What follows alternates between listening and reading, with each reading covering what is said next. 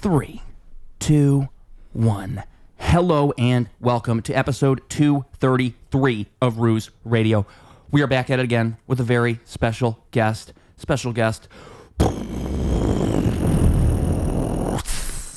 introduce yourself, sir. What's up, guys? I'm Corey Wagner. I am a YouTuber, content creator, kind of all of the above.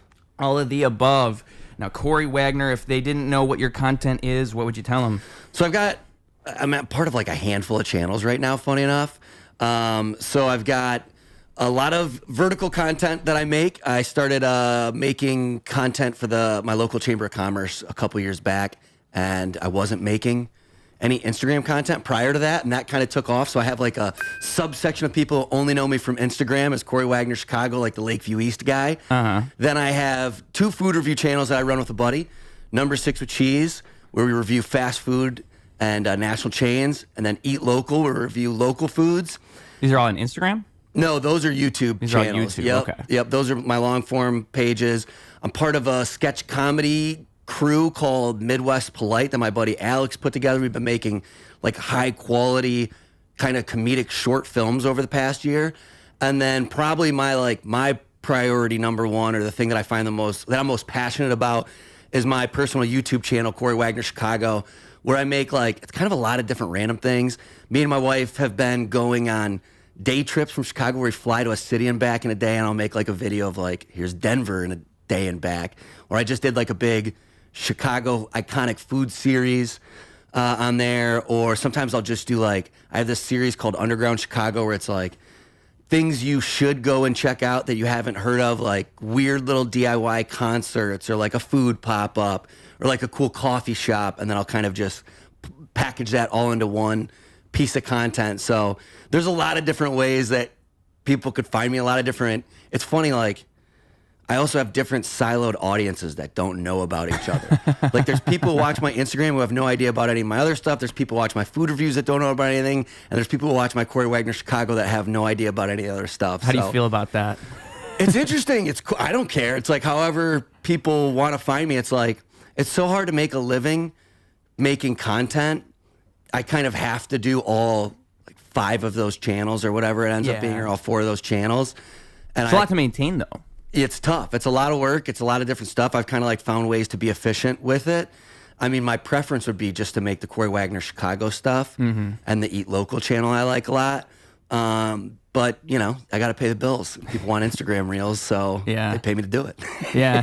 I mean, how does that stuff all happen? Is it just all your interests and you just kind of finding a way to represent them? Or how did that, each one must have started a different way, right? Yeah. So the kind of fun, short film stuff, that's what I've been doing the longest. I started writing my first feature film in high school, it's 20 years ago, forever ago. Yeah, I was really into it. You put a lot of money into it? How much? No, I didn't make it. I just wrote it. Okay. Yeah, I just wrote my first script and wanted to be a comedy writer. That was the precipice of everything. And then when digital kind of cameras kind of started becoming cheaper, and I met my first friend who had a MacBook and saw that you could edit. I never knew that you could actually put together and make your own things. It was so shout out Windows rare. Movie Maker back in the day. Bro. That was me as an 8-10-year-old. That was my movie making aspirations. So sick. I didn't even know I can do a about star that. transition. This is crazy. Yeah, bro. It was cool to find that stuff. So I started making short films. It's 20 years ago. Back in. Would have been 20 years coming up. 2007, it'll be 20. That's when cameras kind of became cheaper too, around then? Yeah, right around then. Interesting. Yeah, I went to the military. I graduated high school in 2005, and I went to the military, and digital cameras, that was the point and shoots. Yeah. They all started to become around $100. And before that, they were probably upwards around 1,000, 500 to 1,000. I don't even know. It wasn't even on my radar. I just grew up broke. So, yeah. And then my first place I was stationed at in the military was Germany. So everyone, digital cameras were cheap. You're going over to Europe. Everyone I knew in Germany had one. And so then it was once I found out you could edit, I was oh shit, I've been writing all these scripts. I'd want to make a movie. Yeah. And so then I started buying, did computer networking, so I was around a bunch of computer nerds. And they taught me how to build an editing PC. And then one of them somehow knew about a Premiere Pro from an old gig he had, and they taught me how to do the early Pirate Bay, like downloading and illegally using all this software because I didn't have the money to pay for it, and started making short films. That was before they even had a subscription base. Like you would still buy it and you didn't have to subscribe annually. Yeah, 100%, dude. So I started making short films. So that started first. And then I went to Second City. The whole idea was like, get a degree as a backup plan, go to Second City because all of the famous comedy writers that I loved went through Second City. Yeah, they have such credentials there. I mean, you just go in there and look at the wall. The alumni is insane. So then once I got into Second City, there was a kid, Sean Ely, who I still work with. That's who I do the food review stuff with, who was like kind of a YouTuber. He was like he started really early on like the YouTube space, and he had really high quality videos. Yeah. And I was directing stuff, but I didn't know lighting. I didn't know color correcting. I didn't have a good camera. I didn't know how to mess with the ISO and do all these different things. And so I pitched him to make a short film together. We started a channel. That was really cool. And then immediately after that, he pitched me to do this like YouTube thing. He's like, I got this idea. And I was like, yeah, sure. And so that was number 6 with Cheese, which was our fast food review channel. And it just I did really well, really quick. And so he kind of pulled me into that space. And then eventually I found out what vlogging was, and I came to love it. And then I started a vlog channel. It all kind of spiraled from there. And then the Lakeview East Chamber of Commerce, they found my vlogs, and we were trying to figure out how to work together, and they were looking for someone to make Instagram reels. And so I was like, I hadn't really made them, but I was like, I'm sure I could figure it out. Yeah. And so then I started making reels for them. So that's kind of how each of them were born. What kind of stuff are you making for them? I pitched them this idea because I wanted to be able to keep vlogging. That was like the main content I wanted to make. And so I was like, well, I can't just go to like one business. I don't think I can make like a full vlog out of that. So my pitch to them was like, as long as it's 3 businesses and then there's like a clear tie between them. So it'd be like best dive bars in the neighborhood, best slushy boozies in the neighborhood, best chicken sandwiches in the neighborhood. I would go to all these different places. Yeah. Then I'll make a reel. And so I can make like a whole day out of it, make it like a walking neighborhood vlog where I show you 3 different spots. And so that's the type of content I was making. And then I'd also make a reel to go along with that. That was for them. That was just like, here's So it's kind of the same thing you were doing. They just let you do it on their were you already doing that? No, I really wasn't. I wasn't making any Instagram content. I just watched a bunch of, they were like, hey, we want to do this. Can you make reels? Like, yeah, I lied to them. Yeah. Yeah. And then I just watched a bunch of different vertical content creators. I'd only been in the long form space and was like, okay, I like what he's doing here. I like what he's doing here. I have the editing experience. And I know how to work a camera. I know how to be on camera. Like 60 seconds videos, or is it longer? Yeah, at the time it because that was before limited. It was longer. Yeah. So I would just have to like really squeeze in these super quick hitters at each restaurant. I mean, that's like 20 seconds each. And plus I did an intro. So it's like 10 seconds of me introing what we're doing, and then like 10 to 15 seconds of each spot with all voiceover quick hitters. When was this?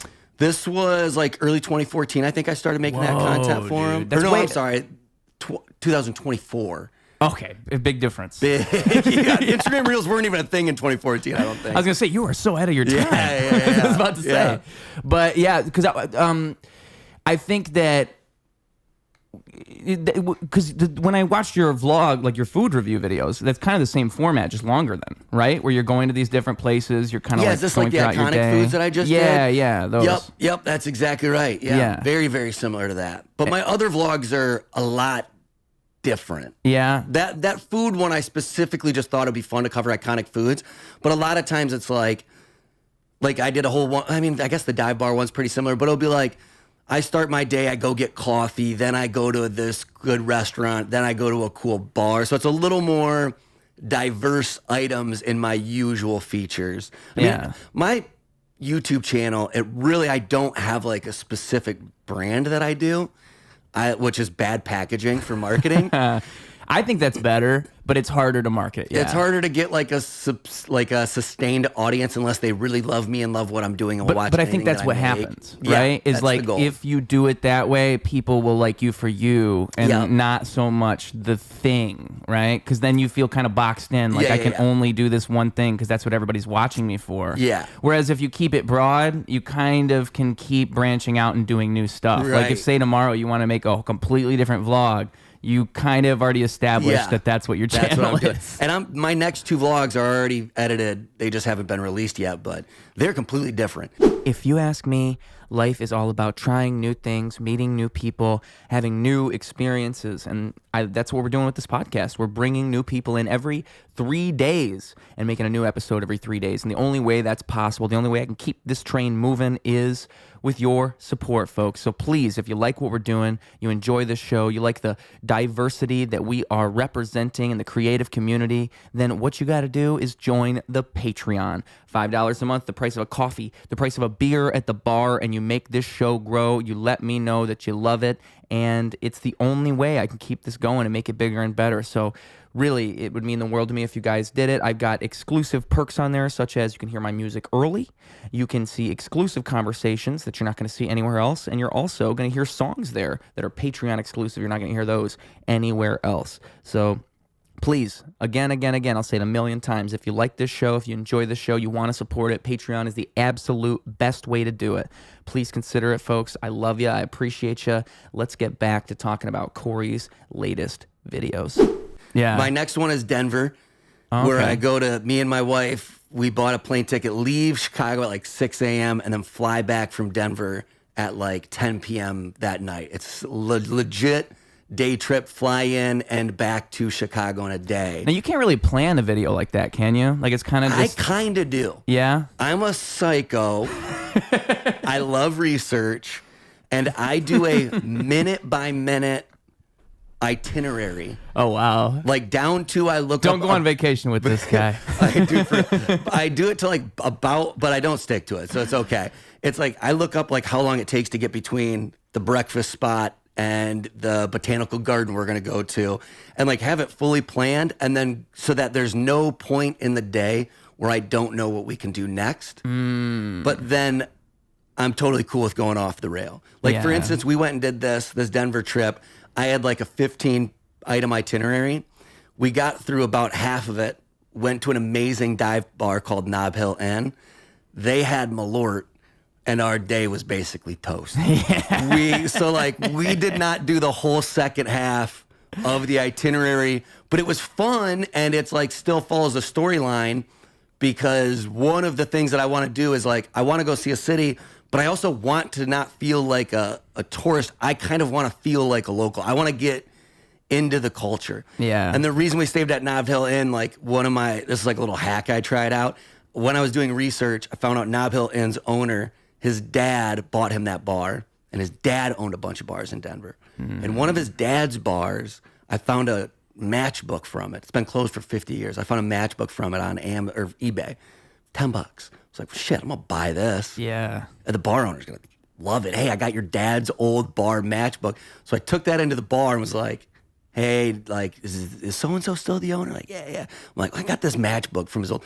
So now dive bars are like pretty kind of tough to get let into the culture, I feel like. They look at an outsider and they can smell it, especially a kid with a camera.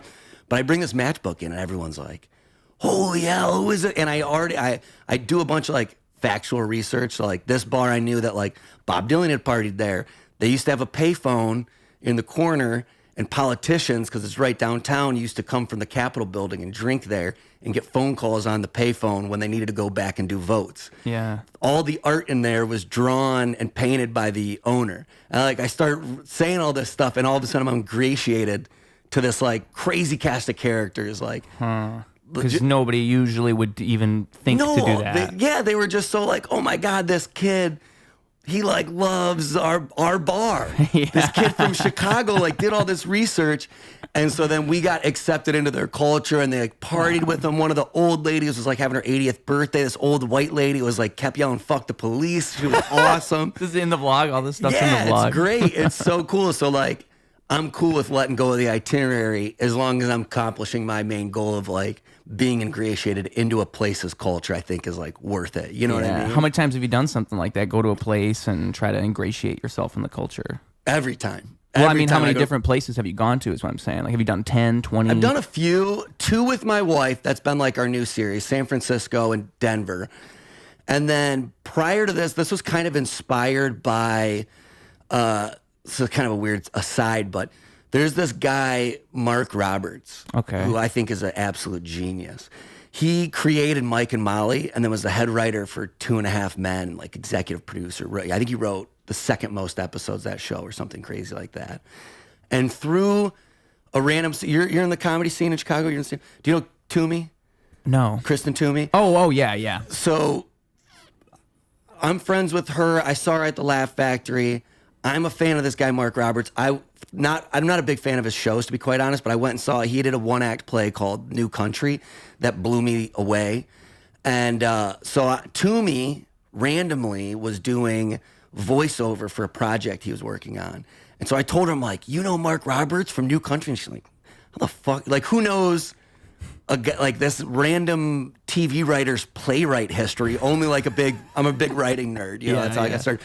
So she invited me to go to a voiceover session, or she told him about me. Okay. He invited me to come to this voiceover session. We hit it off. I find out he's got a YouTube channel. I've been on YouTube for, a decade now or whatever.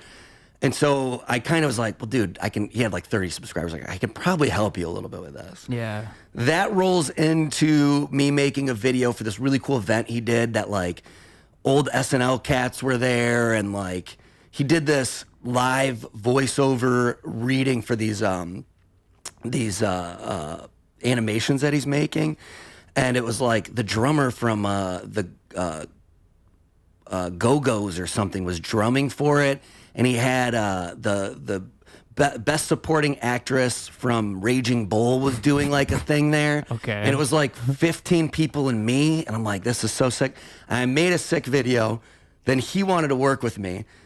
And I obviously wanted to work with him. And he has this puppet that he was working on for these like different storytelling techniques that he's got this really cool YouTube channel called Bad Mule Radio where he's telling these like poems he's writing and he's turning them into like animations and stuff. Okay. So he created this puppet, and what we kind of settled on working together is I took this puppet around to different cities, and his pitch was, hey, you're vlogging, you have these cool videos.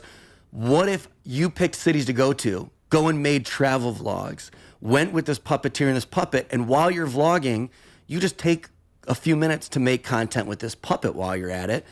And that'll be my content. I'll pay for your trip. You keep all your receipts. I'll pay for everything. Whoa. And so I did a series with him and this puppet where I was going around to different cities and like making this content. And it was really, and that was kind of the precipice. What's the puppet doing? It's just kind of random, playful. His name's Councilman Mike, and he's just kind of it was like, during Trump's first presidency when everything was really tense. Uh-huh. And the idea was to have a politician who was really, aloof's not the right word, but just pure in heart like a child, like almost a childlike view on this world. Uh-huh. And so I would look up, being a research nut, we went to St. Louis, for instance. I look up all the cool things you can do in St. Louis, and then I try to write concepts for what this puppet might say when he's at, like, there's this place called the City Museum, which is like, this artist took like a decade to build this old warehouse into like an adult playground where you can climb through cages up into old planes that are decommissioned. That's cool. It's one of the coolest things I've ever done. It's so cool. And it's actually not built. It's built for kids. But to me, it's an adult playground because it's still cool. But it's insane. So I take the puppet there. I've seen this actually. It's really, you might have. Yeah. It's amazing. Sounds really familiar. Like it almost looks like a bunch of stuff hodgepodge together, right? 100%. Yeah. I think every inch of it is covered in mosaic. It's the largest continuous mosaic in the world, I think. Whoa, really? The largest in the world? It covers the floors, the walls, this mosaic, because I think he might have been somewhat of a mosaic artist. But yeah, would just go and find like weird stuff for Councilman Mike to say, and then I pitch it to the puppet, who the puppeteer in her own right is huge in the theater world and like a really good actor.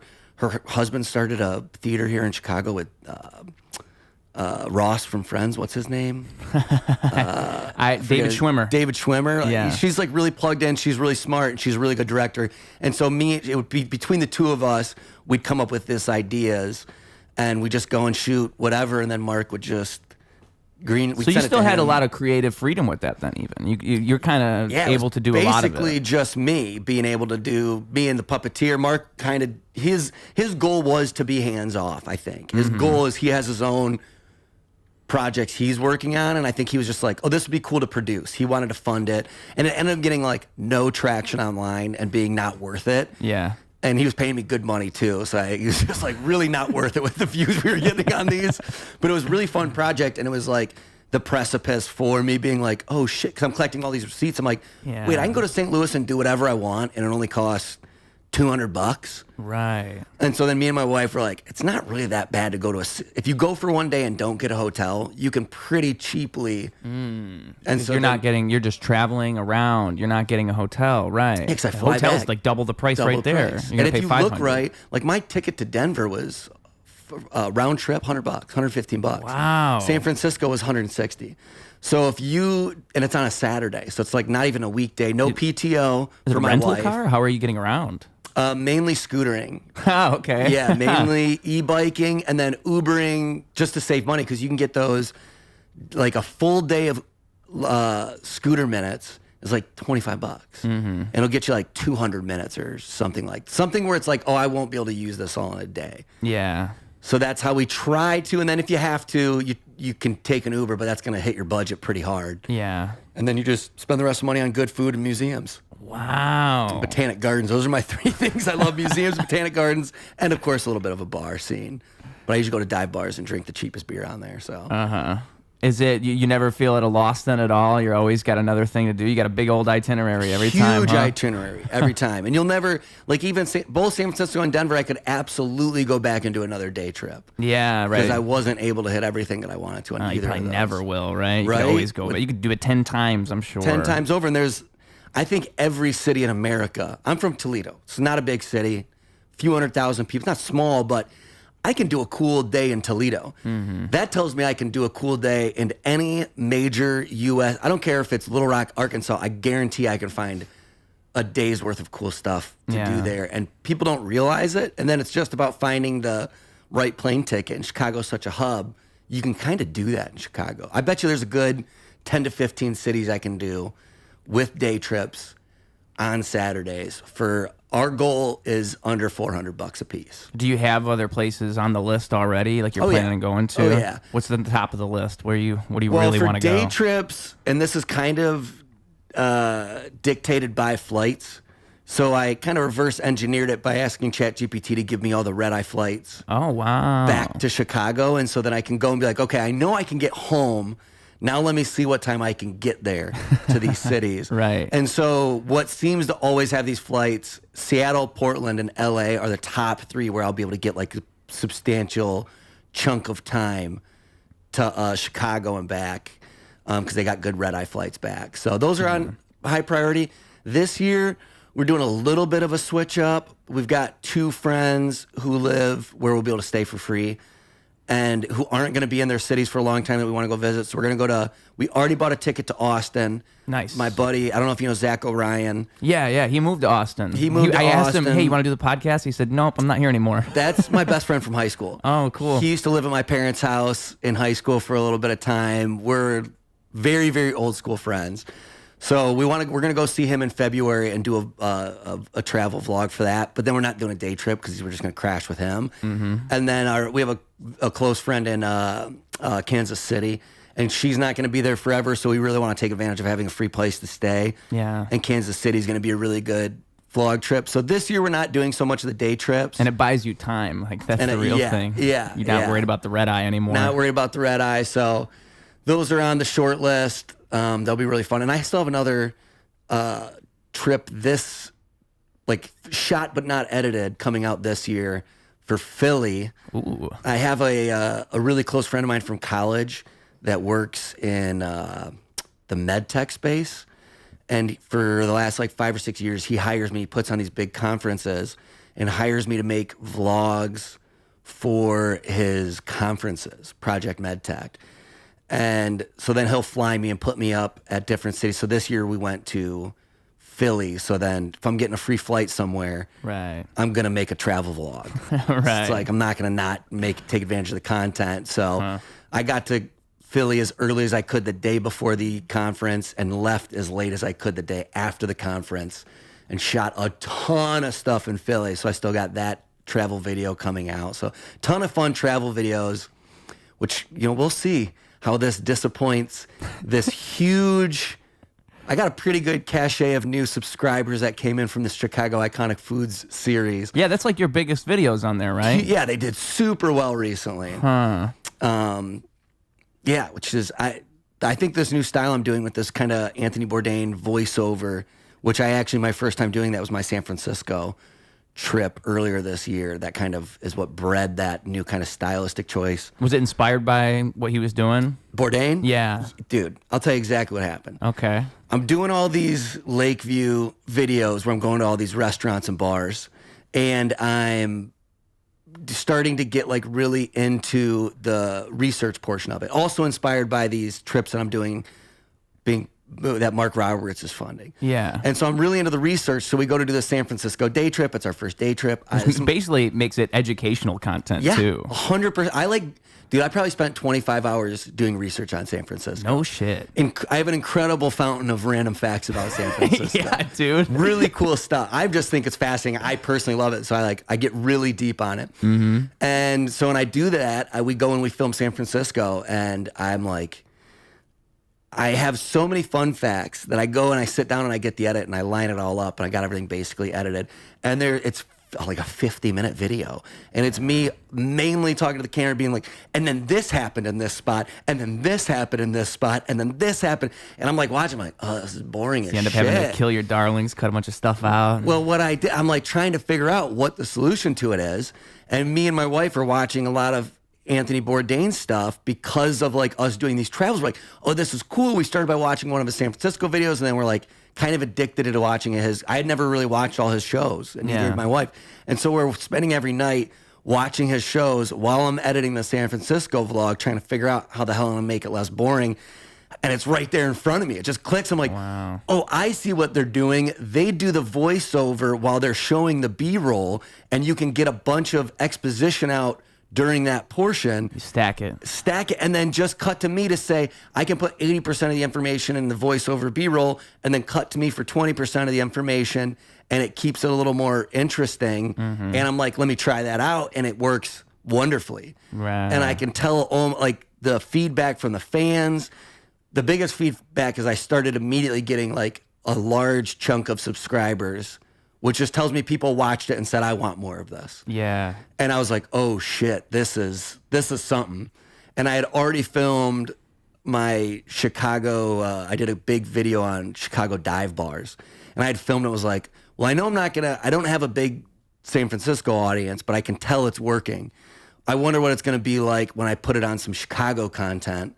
And I put it on that dive bars video, and that was my first one that really I got like 20,000 views right out of the gates, and I got a ton of subscribers from it. And I was like, yeah, this, whatever this voiceover thing is, this works. And then I was like, okay, what would be cool to apply that to? And that's where I was like, the Chicago Iconic Foods idea. Yeah. And so I started applying it to that, and it's worked. You just did the Patreon. What's on your Patreon? What kind of stuff do you put on there then? My is early content.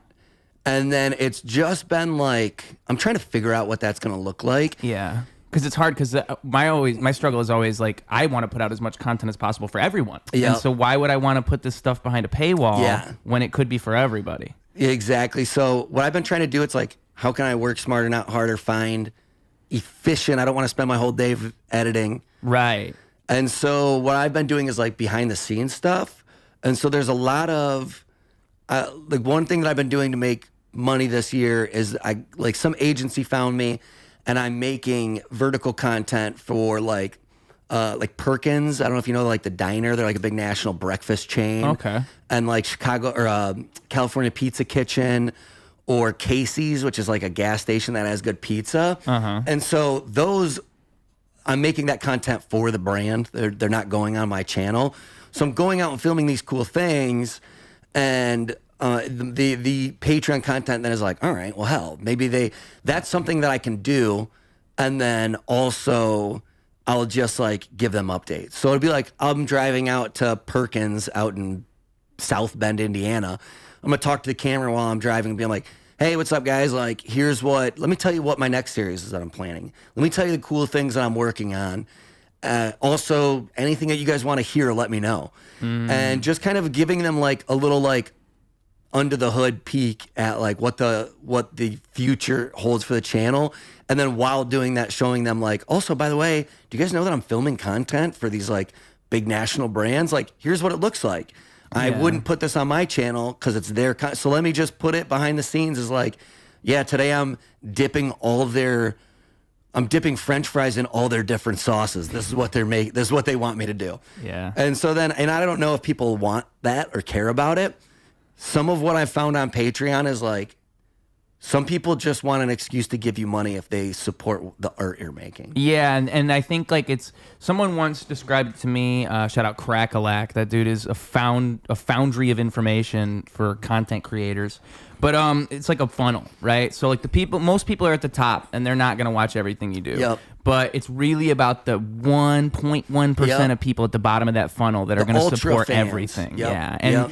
And it's such a small number of people, but they are the most important. And Absolutely. you just have, it's like why you're saying earlier, like you do all these different things. I think of it like that, where it's like, it's good to spread yourself out like that, because the people who really are into what you're doing, they will watch all of it. They'll find all of it because they just like you. Yep. And those are the ones that matter the most. Like some people are just going to consume one video and scroll on by, and those people are important too. Yeah. But it's once that happens 10 times, they start to fall down that funnel, you know?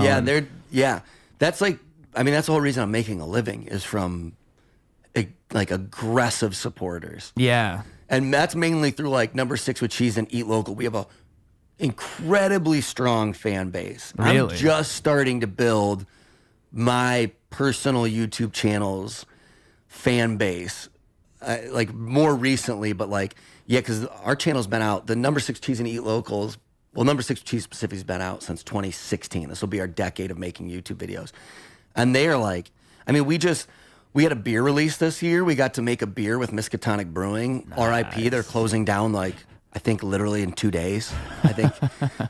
But just in time. Just in time. We snuck one in right at the end of the finish line.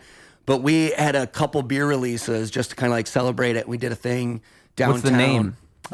Liquid Lunch. Great name. Great name. Sean, my business partner, Sean Ely, came up with that. It was a really good one. I love it. But when we did this beer release, we had a fan who flew in from freaking San Francisco. Whoa. Like, it was crazy. It was our first fan meetup, and it was like, we knew we'd have like a small number of people who would come from like the city, and we did one in the city and one in the suburbs. Yeah, you'd be expecting locals. Yeah. Having someone fly in was like, holy shit, dude, that is incredible. And I knew him. I know his name. I know he's bought merch, countless amounts of merch over the years. I know he's been a Patreon supporter. I know he's bought our hot sauce. Like, he is a big fan, and like, that's the guys who are like paying my rent. That's like the reason I haven't had a job since 2019. Like, it's crazy. That stuff is mind blowing to me. It's mind blowing. Because I mean, when you start making anything, you never really believe that that's going to happen. No, you know, you hope that's going to happen. Yeah. But when it does, it's almost like, wait, you came here for me? It's crazy. And they're cool people too. Yeah. Like, that's the other wild part. It's like, I mean, yeah, you got some weirdos out there. Yeah. But there's some like, I've had one of the dudes, because there's a guy who's come in a couple of times who's come in town for different events that me and my buddy Sean have done. He's just a huge fan. He lives in Grand Rapids. Courtney Basinger. Dude's name, not a lot of people know. There's dudes named Courtney. I called him a chicken his first couple shout outs. And he's like, I'm a guy, by the way. And he's like a HVAC. He's like a blue collar rough guy. I love Courtney. But he's been to my condo. Yeah. Like, he's come in town and hung out at an event, and then we went to my favorite bar afterwards. I'm like, bro, do you want to come up and see my place and meet my dog? He's, because my dog's been in a bunch of videos. He's so geeked. Just imagine what that's like for him, right? Yeah, dude. And what he's a trip. I legit like count him as a friend. He's a legit good dude. Like, yeah, you know, you got to sniff check him first. Like, hang out with him a couple of times to make sure he's not a serial killer. Absolutely. But it was pretty clear out of the gates. Like, no, this guy's a homie. He's a cool ass dude. Like, yeah. But it's weird. It's mind blowing. I was once Tony Angelos. He's a realtor here in Chicago. I had him on like episode 120 or so, and he told me your vibe is your tribe, and I thought that's such a great way to put it. Love that. Because I think it's the energy you put out, right? I think that those people are going to see that and they feed into it. And Absolutely. I think that's why you don't get weirdos, right? Because if you were a weirdo, exactly you'd right. get the weirdos. Yes. And that's why I think Number 6 with Cheese has some weirdos is because of Sean, my business partner. You blaming him? I'm going to blame him. I'm going to throw it on him. Throw him under the bus, why don't you? No, Sean's great. I'm just talking shit. But and like that show, because these are both long running, so like how have they changed over time? You know what's funny is like they like those two shows, Number 6 with Cheese and Eat Local, kind of haven't changed. Not at all. I mean, there's been some minor changes. You can watch episode 1 and watch a new episode and see like our editing's just evolved a little bit. But Sean kind of built those out like in terms of the concepts for format. It was his idea, it was his concept to do like these food reviews. And so it kind of just follows a very tried and true pattern that we've developed of like intro of what we're doing, B-roll of us going to that thing. It's kind of a title sequence for a show. It's kind of built off of regular TV. And then it's just a regular food review of us reviewing it. And then we rate it and then we get out of there. And it's like, I mean, has Law and Order changed in 20 years? Right. Once you find a format that works, I mean, of course, from time to time you need to evolve. But I think once you find a format that works that people like, especially a show like a food review thing, like it doesn't necessarily need to change. If it ain't broke, don't fix it. If it ain't broke, don't fix it. Yeah. You know, on the other end of the spectrum, my channel has changed aggressively over the 5 years that I've been like making vlogs. But that's because I want it to. That it's more of a creative endeavor to go. I constantly will put out new videos where I throw away my format and I'll like try a new guy. Like this year I did a video where I went and I got invited to review a chili cook-off or be a judge at a chili cook-off at Sheffield's. It was pretty cool because like the guy who started Goose Island was one of the other judges. The other judge was like the guy who started Peace Brewing. And for that video, I wanted to do something in the style of this guy, Austin Augie, and he's like real, like kind of art. He's very artsy. Like he said he's inspired by like this obscure, like 1960s black and white French tennis doc or something like that. He does these like really long fade in and fade out shots, and they're just, he shoots in black and white. That might be the most obscure thing I've ever heard. Bro, it's so out there. But I love it. And so I shot the whole episode attempting to replicate what he does in order to see like, okay, what new tools can I put in the tool belt? What do I like? What don't I like? What sticks for me? What doesn't? And you have to try it to know. And so it was unlike anything I'd ever shot. And the next video wasn't necessarily like, I didn't continue down that path. But my content has evolved. Like you've seen, like I don't know how many long faded and fade outs I did in my iconic food series. I know I did it a couple times, but like that fully is something I put in my tool belt from Austin Augie, and I wouldn't have done that without making an attempt to make a video in his light.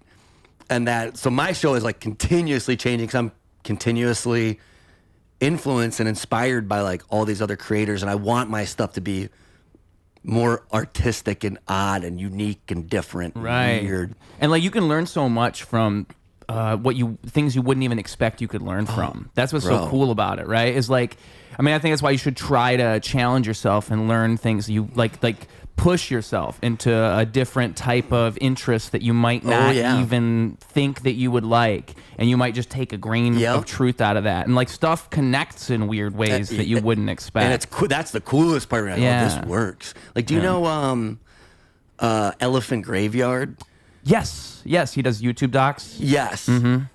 I am fairly obsessed with him. Yeah. And one of the things he does, particularly on like some of his older content, because he's been doing more like voiceover style recently, but on some of his older content, I just found so fascinating. No voiceover. And he would take these like 70s archival, grainy footage that had some sort of story, and he would cut it up. And in between that, he would put these podcast clips that told another story. And the stories would relate in this like really artistic, unique, interesting, weird way. And he'd have this cool like droney audio on top of it. And I've started to use that where I take like... Hitchcock would be proud. Dude, it's yeah, for real.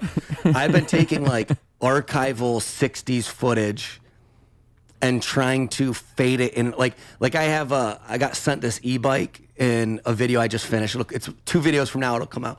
So I built this e-bike and I found like this old 60s military video of building like these bikes that they would like parachute down. And it's got that old timey voice of like, these bikes are made to withstand anything. Look at these bikes, eh? Yeah. And I take that and I start with that grainy footage and then fade into me building the bike. Nice. And then lay over the voiceover and like fade in and out that voiceover of like this guy talking about building bikes in the 60s. Yeah. And it just makes for like, I just don't think you're seeing anything like that in the genre of video that I'm making. And that excites me. I get stoked about that. Yeah, it makes it like a mixed media piece of content. Yeah, it's out there. It's weird, but I dig it. And people seem to be digging it too. And it's like, you never know what you can take from somebody until you're like, well, that's sick. And then you just got to be like, all right, I want to try that.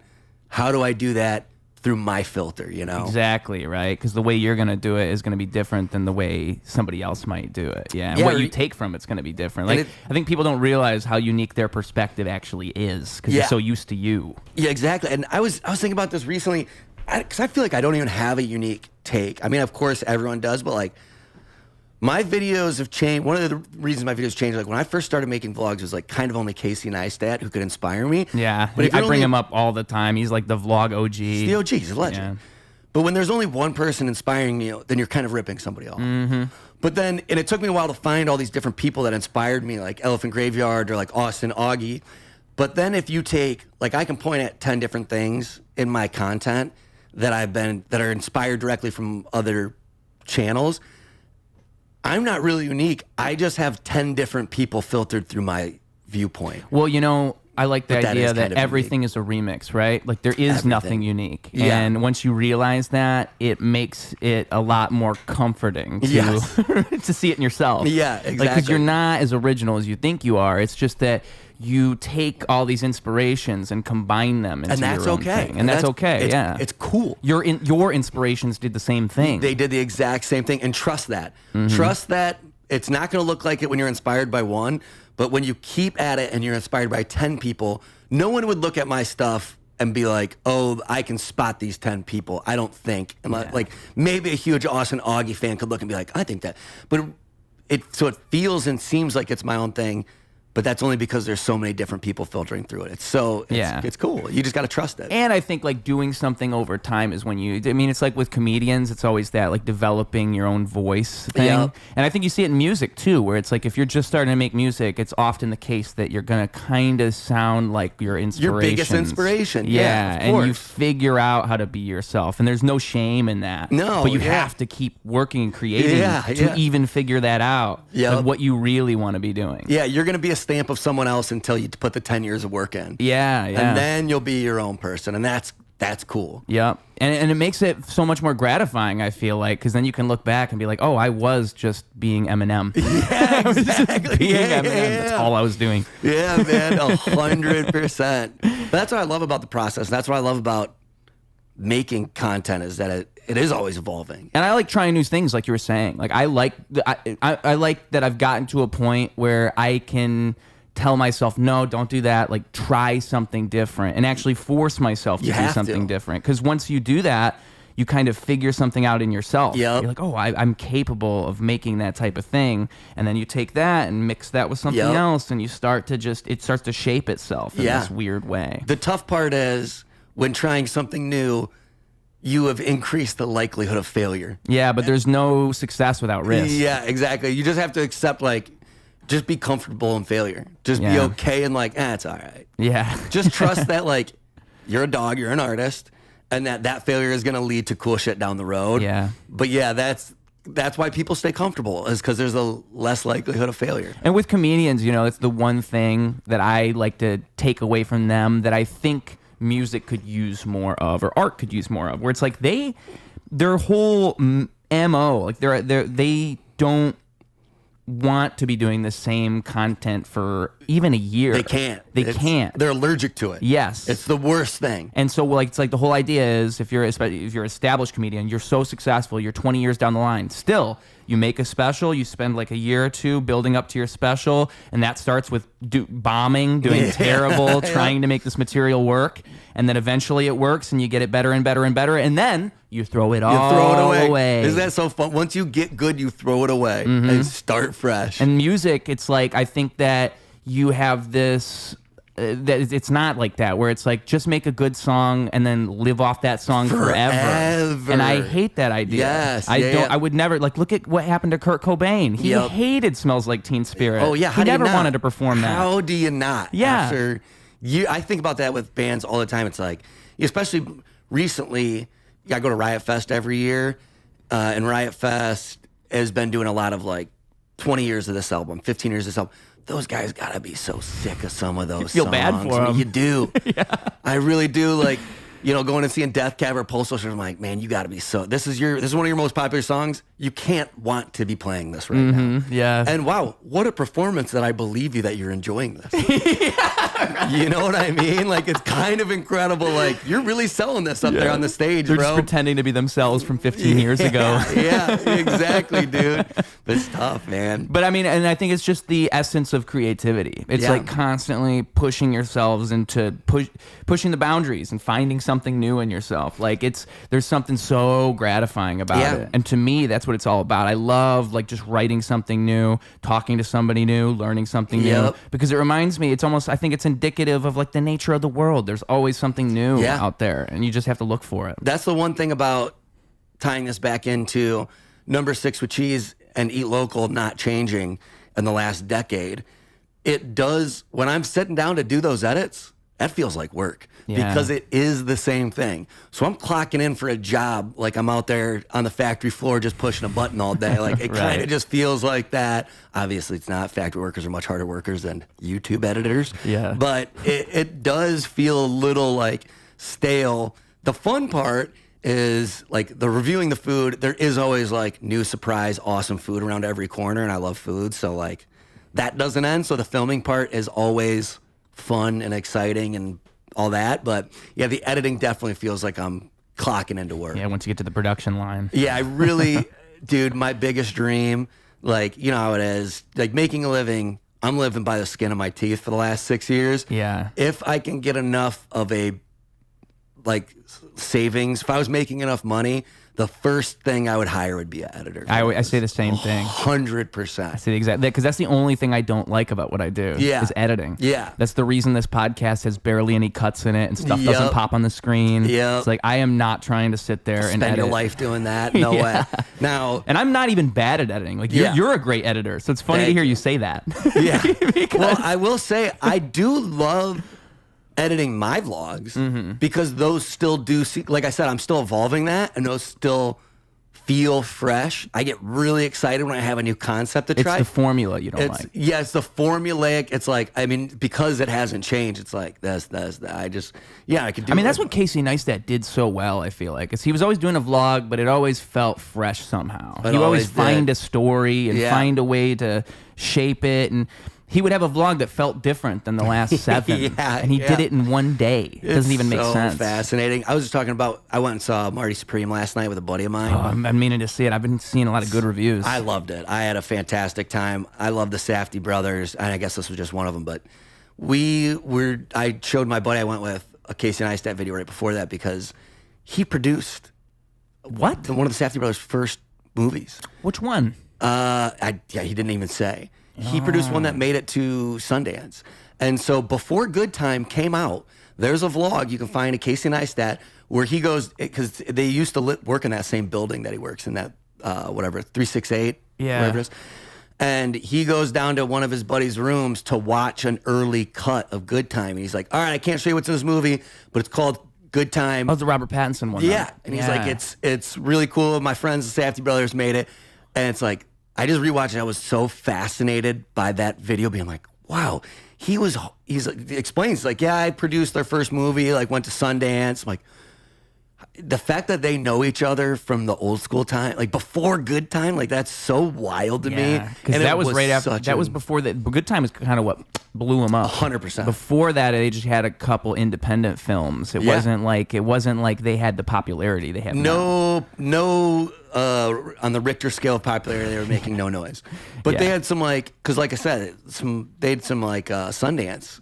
Yeah, I wish I could remember the name of their film before that. Something God, something Heaven, something like that. I think, so from what I understand, Robert Pattinson saw whatever movie you're referring to and hit them up and was like, I want to do whatever you guys do next. Which would be crazy. Crazy. And without that, I don't think Good Time would have popped because... I think that was a big part of it, having a face on the cover of the DVD or the poster or whatever. Yeah, and even with Robert Pattinson, that did a lot for him because he is a fantastic actor, but Twilight did not do him a service. I have been singing his praises because I watched Good Time pretty early on in the game of things, and was like, I remember immediately going out and telling everybody mark my words, Robert Pattinson is a great actor. He is going to go down as up there with the Leos of our generation, and people are like, get out of my face, the Twilight guy, shut up. And I'm like, all right, go watch Good Time. That's what I was telling you about. Just go watch Good Time. Yeah. You go watch Good Time and tell me.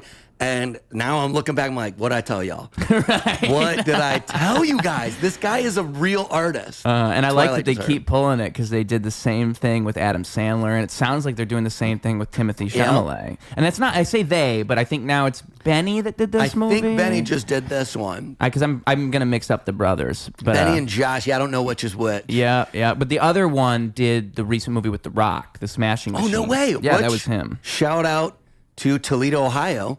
That character, I didn't even know this. My homie that I just watched Marty Supreme with last night is from East Toledo, which is gross. That's where all my friends grew up. It's the hood, right across the street from a refinery. He grew up a block and a half away from the guy that The Rock played. Whoa. Yeah, he used to go over to that guy's house. He had been moved out of there. But I didn't know that guy that The Rock played is in East Toledo, my hometown. I say East Toledo native. Yeah, I was like, that's your people. That's my people, baby. He's from my hood, baby. I love it. With the comedy skits and all that, what is that stuff like? I mean, that's completely different than everything else. Dude, it's so sick. I've done a couple of vlogs. Actually, the vlog where I built the sizzle bike, the second half of the second third of that is a behind the scenes of us shooting one of those. It's really fun. There's this guy, Alex. God, he's a genius. He makes... What's his last name? Why am I blanking right now? You mentioned him earlier. Alex. It's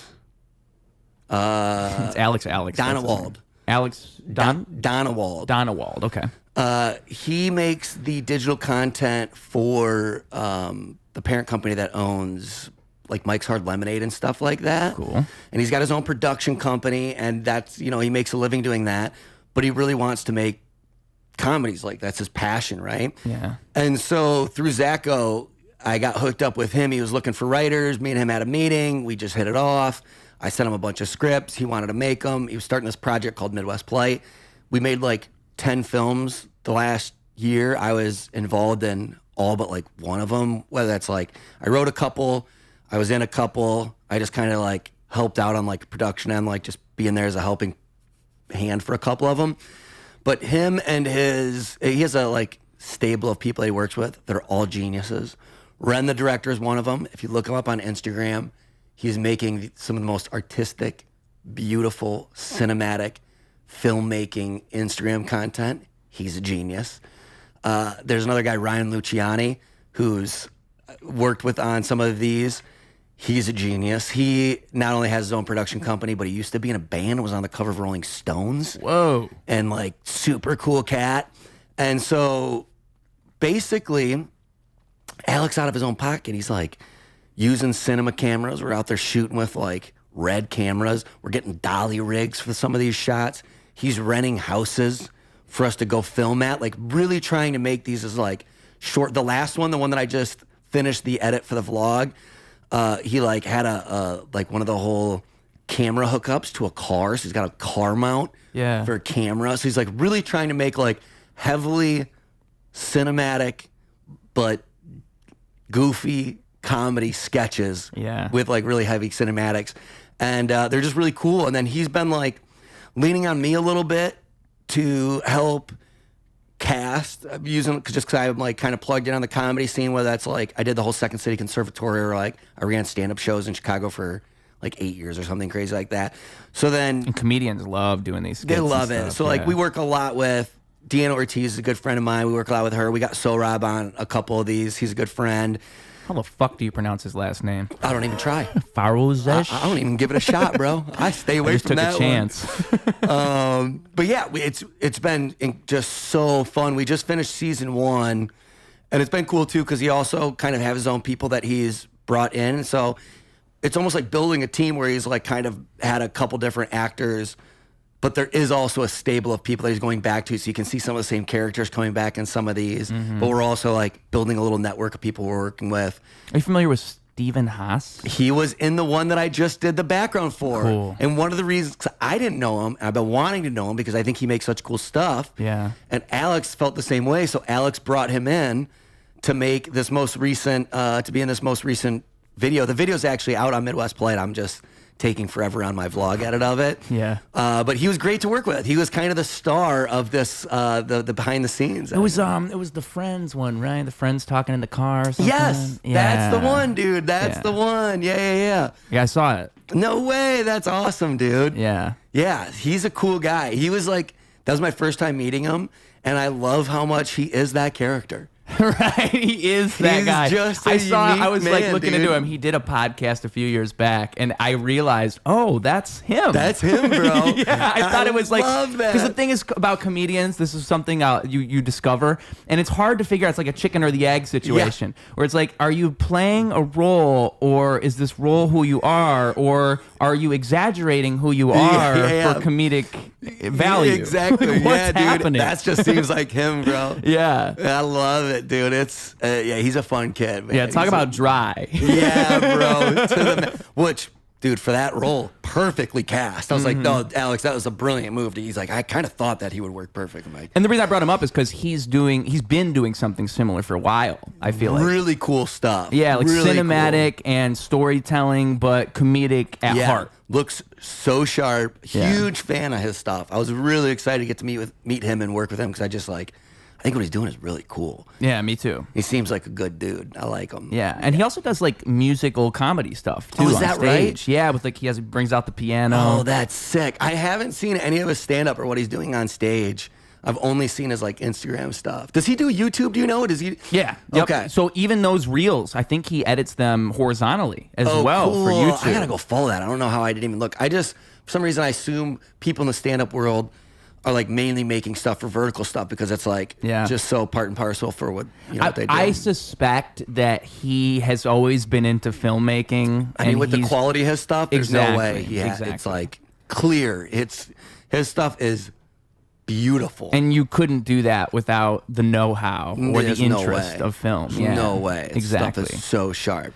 And I assume that he's writing a lot of that too. Like I would assume so too. All of his love child. Yeah, dude. Yeah. Which I love that. I mean, I like the blend. I just love when people blend things like that. To me, that's so cool because I think it's like I was saying before, like just keeping it broad and all that. I think that when you box yourself in, you're making it harder for you to blossom. And it's cool. And also you'd be surprised how much, like how if you bring up like wrestling to comedians, so many comedians are like fans of wrestling. Oh yeah. That's just like one example. That's a huge like underground niche in the stand-up world, I feel like. Yep. There's like a subsection of stand-ups who are big into wrestling for sure. And that just there's so much crossover with everything. So if you put that stuff out there, you'd just be so surprised how many people share those interests. Oh yeah. Yeah. Oh yeah. I mean, film and comedy blend so much so too. much. That's like my dream project, working with Alex this last year, just because like that's how I got started in this world, was writing scripts and trying to make short films. Now, was it comedic originally? You said always, comedy. Always. Yeah, always comedic scripts. You never tried anything serious? No? Hell no. I just feel I feel cringy. Yeah. It just doesn't come natural to me. It's not my natural, like, if you knew where I grew up, like, I feel like it would make a ton of sense. Yeah. We just come from, like, I always tell people, in my world growing up, comedy was the currency. Mm-hmm. Like, people didn't really have a ton of money. It was just, like, a very blue-collar world, and, like, being funny was it. I think that's it's very Midwest. Very Midwest. And very like, I grew up across the street from the Jeep plant. And then I went to school on the other side of town I grew up in West Toledo. And like I said, East Toledo, there's a refinery. So it's all factory workers. You don't have emotions. And like a real script is going to have emotions, and you're going to have to show those. And that's not what we do. Yeah. You know, it's like we make fun of things and use satire to hide and bury our emotions. Yeah. And I think like, shout out, what's his name? He started like the guy who did Knocked Up. He did all those movies. Oh, Judd Apatow? Judd Apatow. I love that he like paved the way for dramedy, because that is kind of the beautiful middle ground, right? It is. Yeah, we can be serious, but we also don't want to be too serious. Yeah, what was that one, the stand-up one with Adam Sandler? Funny People. Funny People, Seth I thought Rogen, did an Adam Sandler. Incredible job with that. Yeah. He's a genius. A genius is the word, because like who would have even thought to make that genre what it is? And I actually think it's sad that it has kind of died. Like it's hard to keep it alive. I kind of think we're in the natural swing of life. Mm-hmm. When I was growing up, like a dip. Yeah, we're in a dip, man. Yeah. I remember when I was like in 4th, 5th grade, I feel like it was like the heyday of comedy movies. Yep. Happy Gilmore and Billy Madison and Tommy Boy and Dumb and Dumber. I'd say like 95 to 2010. Like those years, there were so many. I think there was a big dip in there, though. Okay. I remember being obsessed with all these movies in 5th grade, and I remember being in high school and being like, there's still comedies coming out, but there weren't any like major, huge comedies that I was obsessed with. Mm-hmm. And then that dip turned into then Judd Apatow came, and then Will Ferrell and Adam McKay came. And then that burnout. And then I think we're just in another dip. And I think I think we're not too far from another big comeback. What I think has to happen is you need big name comedians to get funding and work on these films, because that's kind of what it was then. It's like you had recognizable faces, and that would get people out to a theater, get people to watch it. Because, I mean, you can make a comedy now. It's not like you can't. It's about getting an audience interested in it. I think it's also audience fatigue. Yes. I think people got, like, there's too many comedies. That just happens when something's exploding. They're like, I'm over this. Next. And then there's Marvels. Sick. Too much Marvel movies. I'm over this. Next. Yeah. And now we're getting back to like where it seems like we're having unique, independent, interesting stories. I think so. And eventually people are going to go over I'll never get over that, but I'm part of that niche crowd. And then people are going to go over this next. And then it's going to be comedy's turn again. Yeah. And then I think horror's in a boom right now. Horror's doing good. Horror's doing fantastic. They have one of the most supportive audiences. Mm-hmm. And, I've talking with people, I've realized that comedy and horror is kind of like a big thing that's happening too. Like, and it's always been a thing, but right now for sure. Like, you can look at so many of these big horror movies, and there's so many comedic things happening in them that add this extra allure. There's a big blend. And someone even said to me, shout out Steve O'Nystrom, he said that like to make a horror movie, what was it? To make a comedy movie is scary, and to make a horror movie is funny. Yeah. I thought, wow, what a way to look at it. And I think if you want to make a comedy right now, you better make it a horror. Or you're going to lose money. That's what he was saying. Mm-hmm. He was saying that that's what's happening. Is they're purposely blending them, because that's what audiences want. And I didn't even realize that. It all clicked in my mind. Like, the Terrifying movies are comedies. Yeah. They really are. I've thought about making a movie, I mean, for my whole life. I've written a couple features and stuff like that, but especially working with Alex lately, it's like back in my mindset of like, okay, how do you do it? And I don't like being poor, so how do I do it where it doesn't, like, it has a chance? You need funding. You need somebody who believes in it, I think. But how do you, the question is then, how do you get, like, what can I tell someone with the funding so that they believe they're not going to lose the bank? Yeah. And so elevator the scripts pitch I'm looking for or looking to like write, it's either horror because horror sells, and then make it a horror comedy, or heavily aggressively based around like weed culture, because they have a huge audience who will go spend money. Like, potheads will watch pot movies. Pineapple Express is one of my favorite comedies of all time. And there's a bunch of also like marketing, like being able to take advantage of Facebook groups, like and like discussion boards on Reddit. If you make weed groups exist, and you can go and market in those. Yeah. So either making like a We sit in weed circles movie, for a reason. Yeah, exactly. So a weed movie script or a horror movie script, if I'm going to work on something in the future, is like what I'm looking at right now. Yeah. Do you have like prospective scripts? Like, do you have stuff sitting around? I mean, hundreds. Yeah. You write often then? You like to write scripts? Like, sometimes you just get catches you start writing? That was the whole goal. And then it folded into, for 10 years, all I was doing, I've probably written 150, 200 short film scripts. I've written 3 features, 2 pilots, or at this point, 3 pilots. That's all I used to do. And funnily enough, that's that Casey Neistat story too, right? He wanted to be a filmmaker and he just fell into YouTube. Yeah, exactly. Path of least resistance. Like, this is making me money and I don't hate it.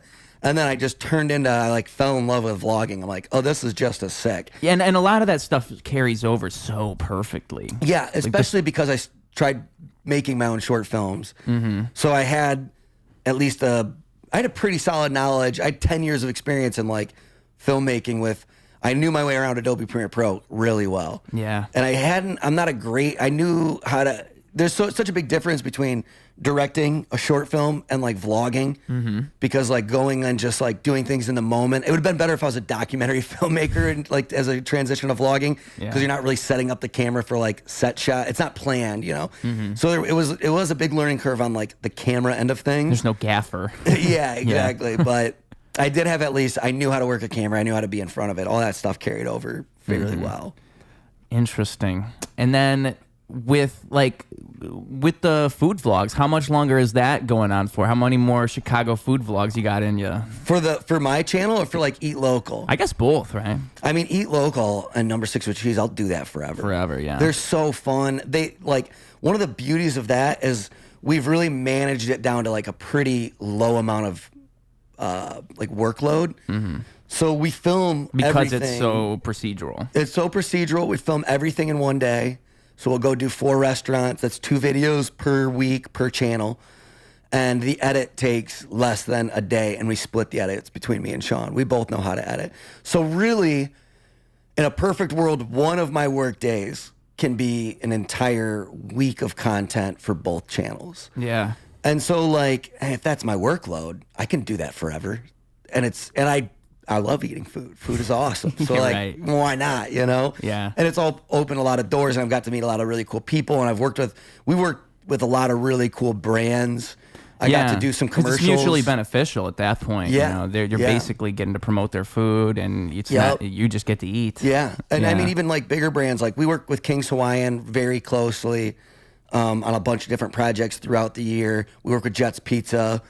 And they're like corporate team. Are they reaching out to you? Yeah, we honestly, funny enough, for the entirety of our existence, we've never cold emailed or cold called. Nice. It's make the content, and then we've been lucky enough that things have just come to us. I think because we started in 2016 and it was early in the space, and people were looking for stuff, and because our content is so clean, particularly in that space, there's a lot of people who would just like throw their phone on the dashboard and not do any edits, and we are like good editors, and we went to we were like in the conservatory at Second City. We're funny dudes. Yeah. Like, we really bring something that a lot of people in that space don't have. So we've been lucky that a lot of brands have like reached out to us. I mean, we got to do 2 like national commercials for like Rallies and Checkers, which was awesome, and paid the bills for like a year or something like that. Yeah. So those, I'll do those forever. And the fans are great. I like legitimately love our fans, and they're really cool. And so those I'll do forever. And then like, on my channel, it's kind of like the old Hollywood thing of like one for me, one for you. And like we were talking about earlier, where like I want things to be different on my channel so that people never think, so that I always have the ability to change it up whenever I want. I want my audience to know that things can always change. So like my next handful of vlogs are all for me. I'm trying to package them a little bit for the audience. So like my the Denver trip. And then after that's the behind the scenes of filming with Haas and everything. And at the end of the day, I go and I get the cheapest my favorite drunk taco burrito house. So the thumbnail and the marketing packaging for that is all going to be Chicago's cheapest tacos. but the first 2/3 of that video are me building an e-bike and me shooting a short film with my friends and then just dangling the taco to get the audience. Stick around to the end of the video. Yeah. So it's kind of like I'm kind of preparing my audience, and the idea is like I'll always go back to the food fountain because it does so well. And so I'll do like a handful of videos that are things I want to do, things that I think are cool, try to get the audience to come along the ride for like basically the Corey ride of like, part of that video we go to Sheffield's and they take us down to the basement and show us their collection of, they have like 1,000 like those handles for the beer handles for the kegs or whatever.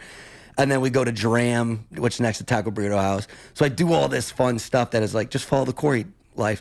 And then I package it for food. And then once I get through these videos that aren't they're built for me, not for the audience, then I'll go back and do like, whatever, like Chicago's best pizzas or maybe like cool Chicago food pop-ups or something that I know the audience is going to want. Go get my 50,000 views. Go remind people that they want to watch me. And then I'll go back to the niche stuff for me. And I think I'm just going to, that's the cycle that I'm looking to do in 2026 until I can get my channel to a point and get my audience to a point. Once I have enough fans to support me that are cool with just watching whatever I'll do, then I'll do whatever I want, which will probably always be one food, one dive bar, and cool shit to do in Toledo.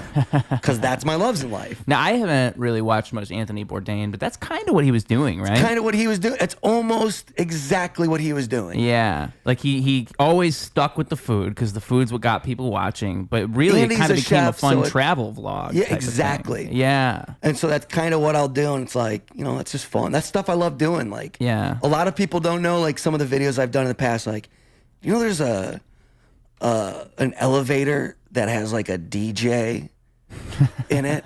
That's insane. The elevator opens on both sides. I don't know if you've seen those like in factories. No. Sometimes they'll open on both sides if they're like center located so that I guess people from the production lines can get stuff in from both sides. I don't know. So there's a company that puts on these DJ shows where one side of the elevator's open, big DJs, like I don't know the DJ scene, but huge DJs. And then they have the door open and then people just hang out in the warehouse brick area.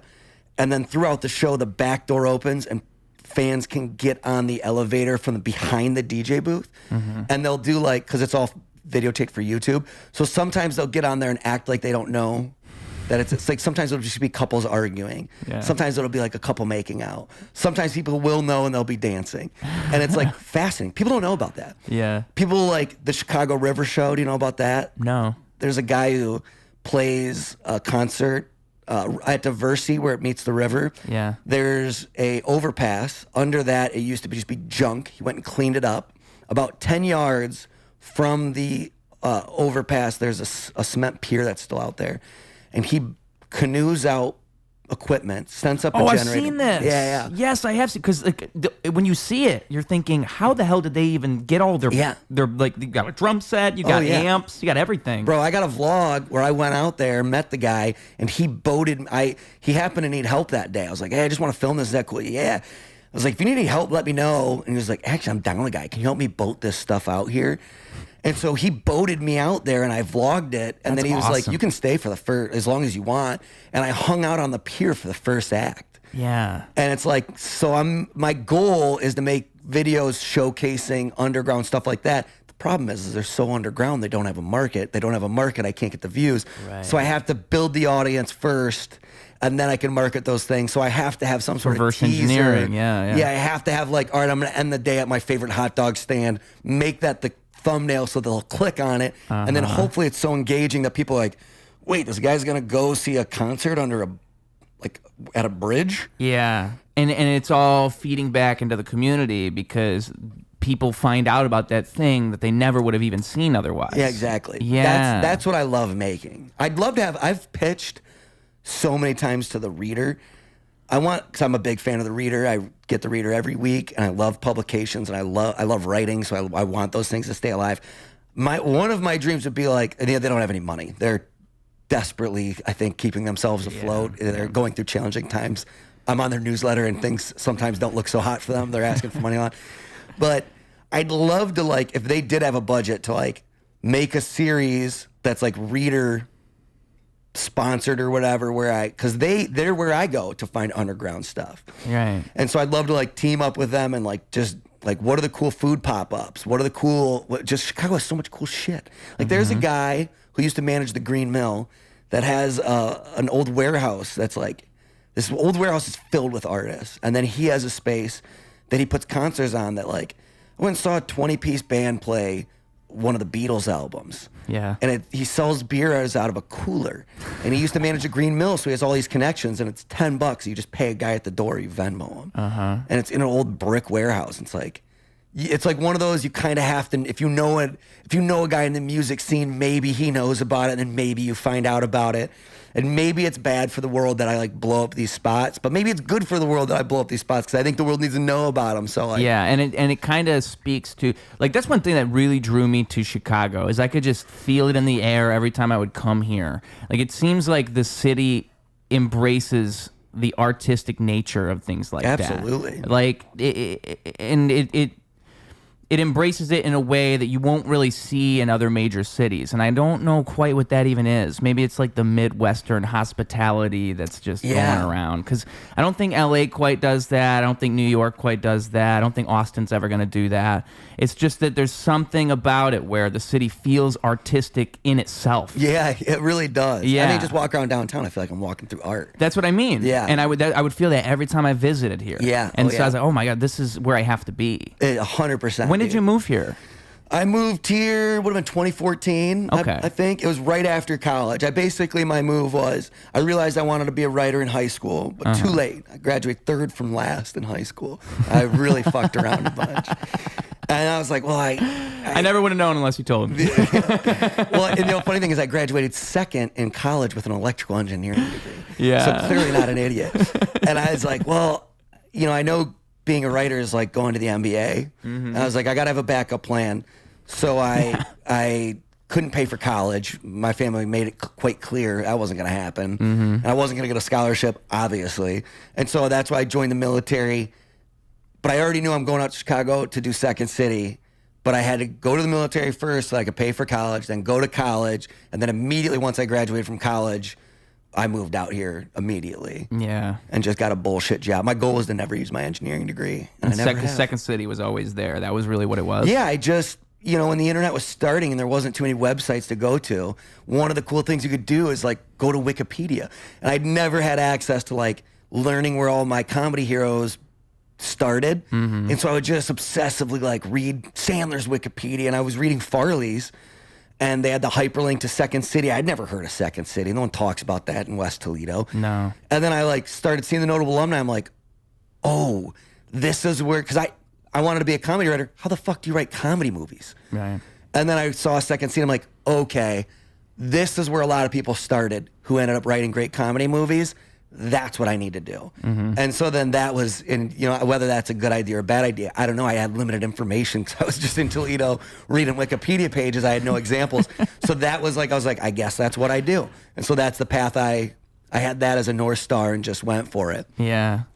And how's it working out for you? I mean, I'm making a living. Yeah. That's been my whole thing is like, for 6 years now, since 2019. Yeah, I was going to say, when did that flip? Like, when did you really start to think, I can make a living off this? 2019, I was working at LA Fitness, and it was so funny. Sean had just asked me what it would take for me to quit my job and go full-time, because we were starting to make money. And that's jumping off a cliff. It's jumping off a cliff, and a week before I stopped working at LA Fitness, Zacho hooked it up with a meeting with an agent, his agent. And so we went and got an agent through that.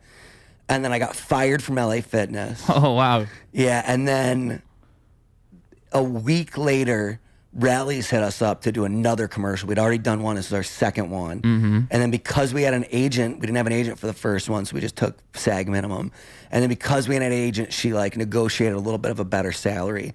And it was like, all right, well, I got fired. I was going to figure it out. I was going to get another job, but I just got, and I made like 35 grand off of that, but I could make it off 35 grand for a year. I wasn't getting paid much more than that at LA Fitness. Yeah. So that was like the first, like, all right, well, let's see what we can do.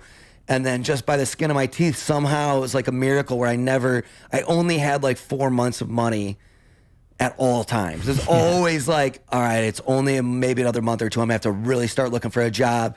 And then something would come in. There'd be another, just some company would come in and throw us a little bit of money for number 6 with cheese or whatever it was. And it just barely kept making it. And then Mark Roberts really I was job hunting. I was making resumes when Mark Roberts hit me up to work with him on those travel videos. And within the same week, Lakeview Chamber of Commerce hit me up to make vertical videos for them. And that was the first consistent. Because before, with number 6 with cheese, it was always like no money for 3 months. Or you'd make 150. Because we were making money. We had good Patreon, but it was all getting dumped back into the production side of things. There was just a lot you have to do to get. Food costs money. We're getting a website up. We're making merch, so you have to have money to make the merch. And it was all making money, but it was all getting dumped back in. And then the Lakeview East thing was the first thing where if I want to go and make a reel every week, I could do that. And they're only paying me $150 a reel. But if I can do that 4 weeks, that's $600 a month I can make. And then if I can make $600 a month from that, and if I can count on number 6 with cheese to make another $600 a month, I think I could barely make. And I also, this is huge, during COVID, I had some military buddies who were like, you got to get on disability. Oh, wow, really? Yeah, because the VA, because I got a busted elbow and my ankles are jacked. And when I deployed, this is crazy. I played sports my whole life. I played, high school basketball, football, and ran track. Never had any asthma. I deployed, came back from a deployment and had asthma. And they say it's from burn barrels. Oh, dude. Yeah, you hear terrible things about that stuff. Yep. So now shout out the government for all the support they gave for those guys, right? So I am on a daily inhaler, and I have to use a steroid inhaler a couple times a year when allergies are bad. And that alone is 30% disability. And so I get about $1,000 a month tax-free from the government. Nice. Which, for whatever that's reason. That's a budget right there. That's a budget. And I always, for whatever reason, I got in my head, I shouldn't take advantage of that. And all my friends were like, you're an idiot. You're having to use inhalers every day. Yeah. You're literally the guy they made this for. For. So during COVID, at some point, I did the paperwork for that. And so now, if I got $1,000 coming in, plus the 600 from the Chamber of Commerce, plus if I can get a couple bucks from number 6 of cheese, I can do it. And then that kind of worked for a while. And then now with this ad agency that's been sending me out to make stuff for Perkins, because they pay a little bit better because it's national chains and stuff like that. Yeah. It's still you never know when these partnerships are going to end. They can always move on to another influencer, but this year was actually really good. I feel like I'm still I was so far behind in money for so long. This year, I feel like I've just broke even. My savings account didn't go up because I needed a new computer so desperately. Because I needed a new equipment so desperately. But this is the first time I've had money where I could breathe. Where I'm like, oh, I can actually buy a new computer. Yeah. Oh, I can actually go out to dinner with my wife and not sweat. Yeah. So yeah. I'm not saving money yet, but I'm hoping this is the year that I can start doing that. And so we're getting there, but it's just such a slow process. I mean, it's been a crazy long ride, but and it all feels worth it in the end, right? Even where you're at now, you couldn't have gotten there with all that bullshit to get there, and I think that's something that gets lost on people. You do have to struggle for a long time to follow your dreams. Oh yeah, you gotta be willing to. Part of it is keeping your overhead low. For the longest time, I didn't go to bars, and I just smoked weed because it was cheaper. Yeah. And I would just have friends over. That was my only choice. I can't go out. If I want to hang out, you got to come out and hang out, and we can only smoke weed because I can't. Because I can't afford to buy alcohol. No, if we're gonna buy alcohol, we're going to the gas station. Yeah, and I drink. I'm a Midwestern drinker. It takes me 15 beers to get a buzz, so it's too expensive. Yeah. So you have to be broke for a really long. I don't buy shit for myself. I just don't. Yep. Yeah, I look at the way other people spend money, and I think, I literally couldn't do that if I wanted to keep doing what I do. I could never do that. No way. And I got friends. All my friends from high school, they all have real jobs and go on vacations. And I don't. Sounds do that. nice. Yeah, it's I have to build my vacation over my that was like a part of me and my wife doing these day trips. Because I have to build it around me making content. I'm also a work addict, so. Well, I wanted to ask you this whole time, like, so with how busy you are, how in the world do you maintain to have like a life? How do you have a normal life at all? I mean, do you just not have a life? Don't. Yeah. You know, like what other people call normal, I guess I don't. I'm like, I think I'm just kind of like bred this way. Like my grandpa's a psycho about work. I'm a psycho. I get up every day at like 4:45. Yeah. And I work until 7. Yeah. And then 7's my cutoff time where I have to start hanging out with my wife, or you don't have a wife anymore. And then every night, that's my routine. And then on the weekends. Sure, she loves that. She honestly, I picked the perfect one because she did have to pull me back an hour because I was working till 8. And because I wake up at 4:45, I go to bed at like 9:30. She was like, we need a little more time together. I'm like, all right, yeah, hell yeah. Turn that 90 minutes into at least like 150. At least a little more. And then on the weekends, I just don't. Like I go out at night to have like friends and stuff and like hang out with my wife, but like during the day like I wake up on Saturdays and Sundays and go to work. But it's editing. Yeah, because like I feel the same way. Like for me, that's what gives me purpose. Me too. I wouldn't even want to do it any other way. Yeah. So that's like I don't think people would call that regular. Like a regular guy working wouldn't get up and work on the weekends and on Sunday, but it's what I find joy in. So it's just about putting in a lot of hours. But I love it. Yeah. Honestly, this is what I did back in the day. Like I was always making stuff before I decided like, yo, you need to really go for this. Like even if I wasn't getting paid to do this, I would be making stuff. Yeah. This is just what I find fun. And once you start making money off of it, it's the best thing in the world. It's the best thing in the world. It's like, I actually can. You just have to realize that sometimes like number 6 with cheese and eat local aren't like what I would pick as a way to make money. Like doing food reviews. It's not what I would choose. Someone, Ty Riggs, told me. I love Ty. Old school friend. Love him. Awesome guy. Yeah. And he told me, because as a piece of advice, to find the thing that you do well so that way, or make money doing the thing that you can do well so that way you can support doing the thing that you love. You got to put a roof over your head before you do anything. And I think like it's just so wise because it's like, it's just the truth. You're going to be good at something, but it's not going to be the thing that you want to do necessarily. But that's how you're going to support the thing that you want to do. Exactly. Yeah. Like, I mean, at the end of the day, before I was working at LA Fitness, I didn't want to do that either.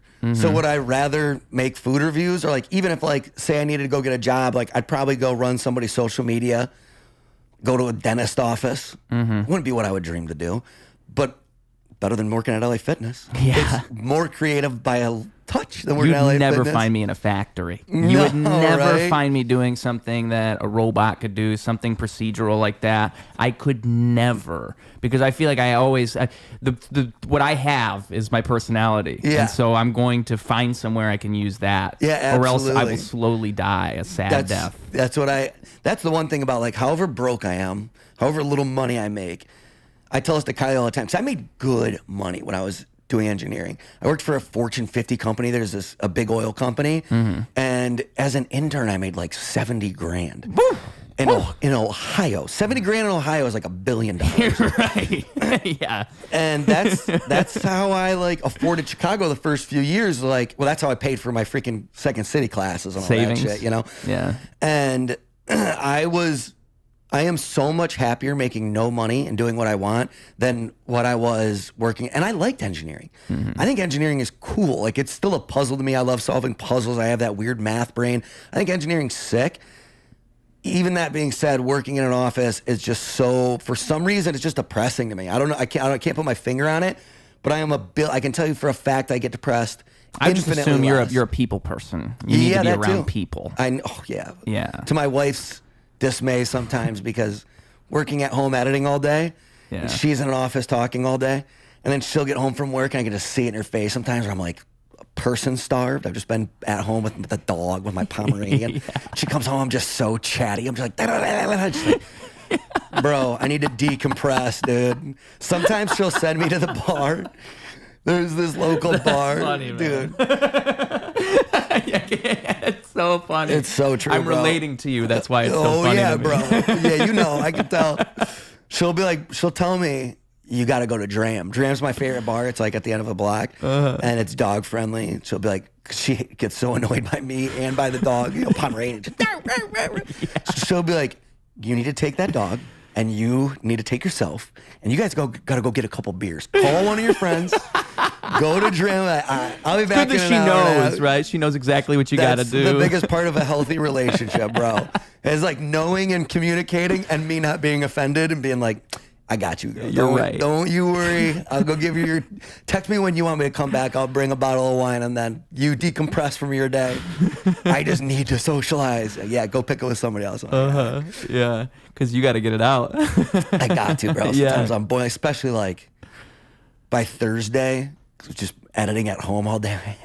I gotta talk to somebody. I need some social interaction, dude. That's just my biggest issue is I am bad at making phone calls short. It's like that's my biggest issue. I'll tell myself this is gonna be a 10-minute call. It's gonna be a 5-minute call. It is never a 5-minute call. Never. I'll say, all right, well, this was supposed to be 5 minutes. It's been an hour and a half. I'll talk to you later, dude. We could never get on the phone call together. No, it'll be hours, bro. It's dangerous. Oh yeah, that's how my mom is. Like my wife makes fun of me all the time for being just like my mom with this. We're like, if someone's trying to leave my parents' house, my mom's like following them down the driveway, like just continuing the conversation. Yeah. So my mom's name's Terry. I'm bad at leaving places, bad at saying goodbye. Oh, awful. Yeah. Kylie's always like, you're being a Terry. Whenever I'm just sitting there, I won't let people leave. I'm like, what did you think of this, dude? I'm like, dude, Kylie's like, he's got his coat zipped. Yeah. Let him leave. I'm like, oh, yeah, my bad. You probably been leaving for 15 minutes. I'll see you later, dude. And then you're still somehow continuing. Still over my head. I don't know what I'm doing. I've learned like you have to just like find a way to shut up. It's the only way. It's not my strongest suit, dude. Not my strongest ability. No. Just imagine there's a zipper on your mouth. Yeah, dude. 100%, bro. 100%. It ain't easy. No, not at all. Not at all. It's a gift and a curse, right? Because it's like I think that's that same exact thing that makes you able to do content and able to do all that stuff. That's right. You have so much to share. Everybody's got strengths. Yeah. You just got to figure out where those plug into. It's a puzzle piece. Figure it out. Don't put it in the wrong spot. And your weaknesses can be strengths if you find a way to reframe them a lot of the time. That's right. Yeah. That's right. You got to learn it. You got to figure it out. Figure out the puzzle. Yeah, but it ain't fun when it ain't working. Yeah. It's like, do you not want to talk to me? Yeah, what's going on What's here? going on? I'm getting some vibes. It's so funny, dude. Do you write the skits, or do you help write the skits for the comedy stuff, or is that like somebody? I've written a few. Because you're doing comedy writing, so I wonder. Yeah, a couple of them. One of them, I basically, like I said, I got probably 150 like that I have like I'm very organized. I got my little folder. So I basically went through those and picked my top like 15 and sent them to Alex, and he picked a few that he was like really liked that we made that were really fun. And then he goes out to it, and then like the first one we did was called Sorry Flo, which is a really fun one. My great grandma was named Flo, and I lived with her when I was growing up. My mom was single, and so we lived with her for a while, my grandma Flo.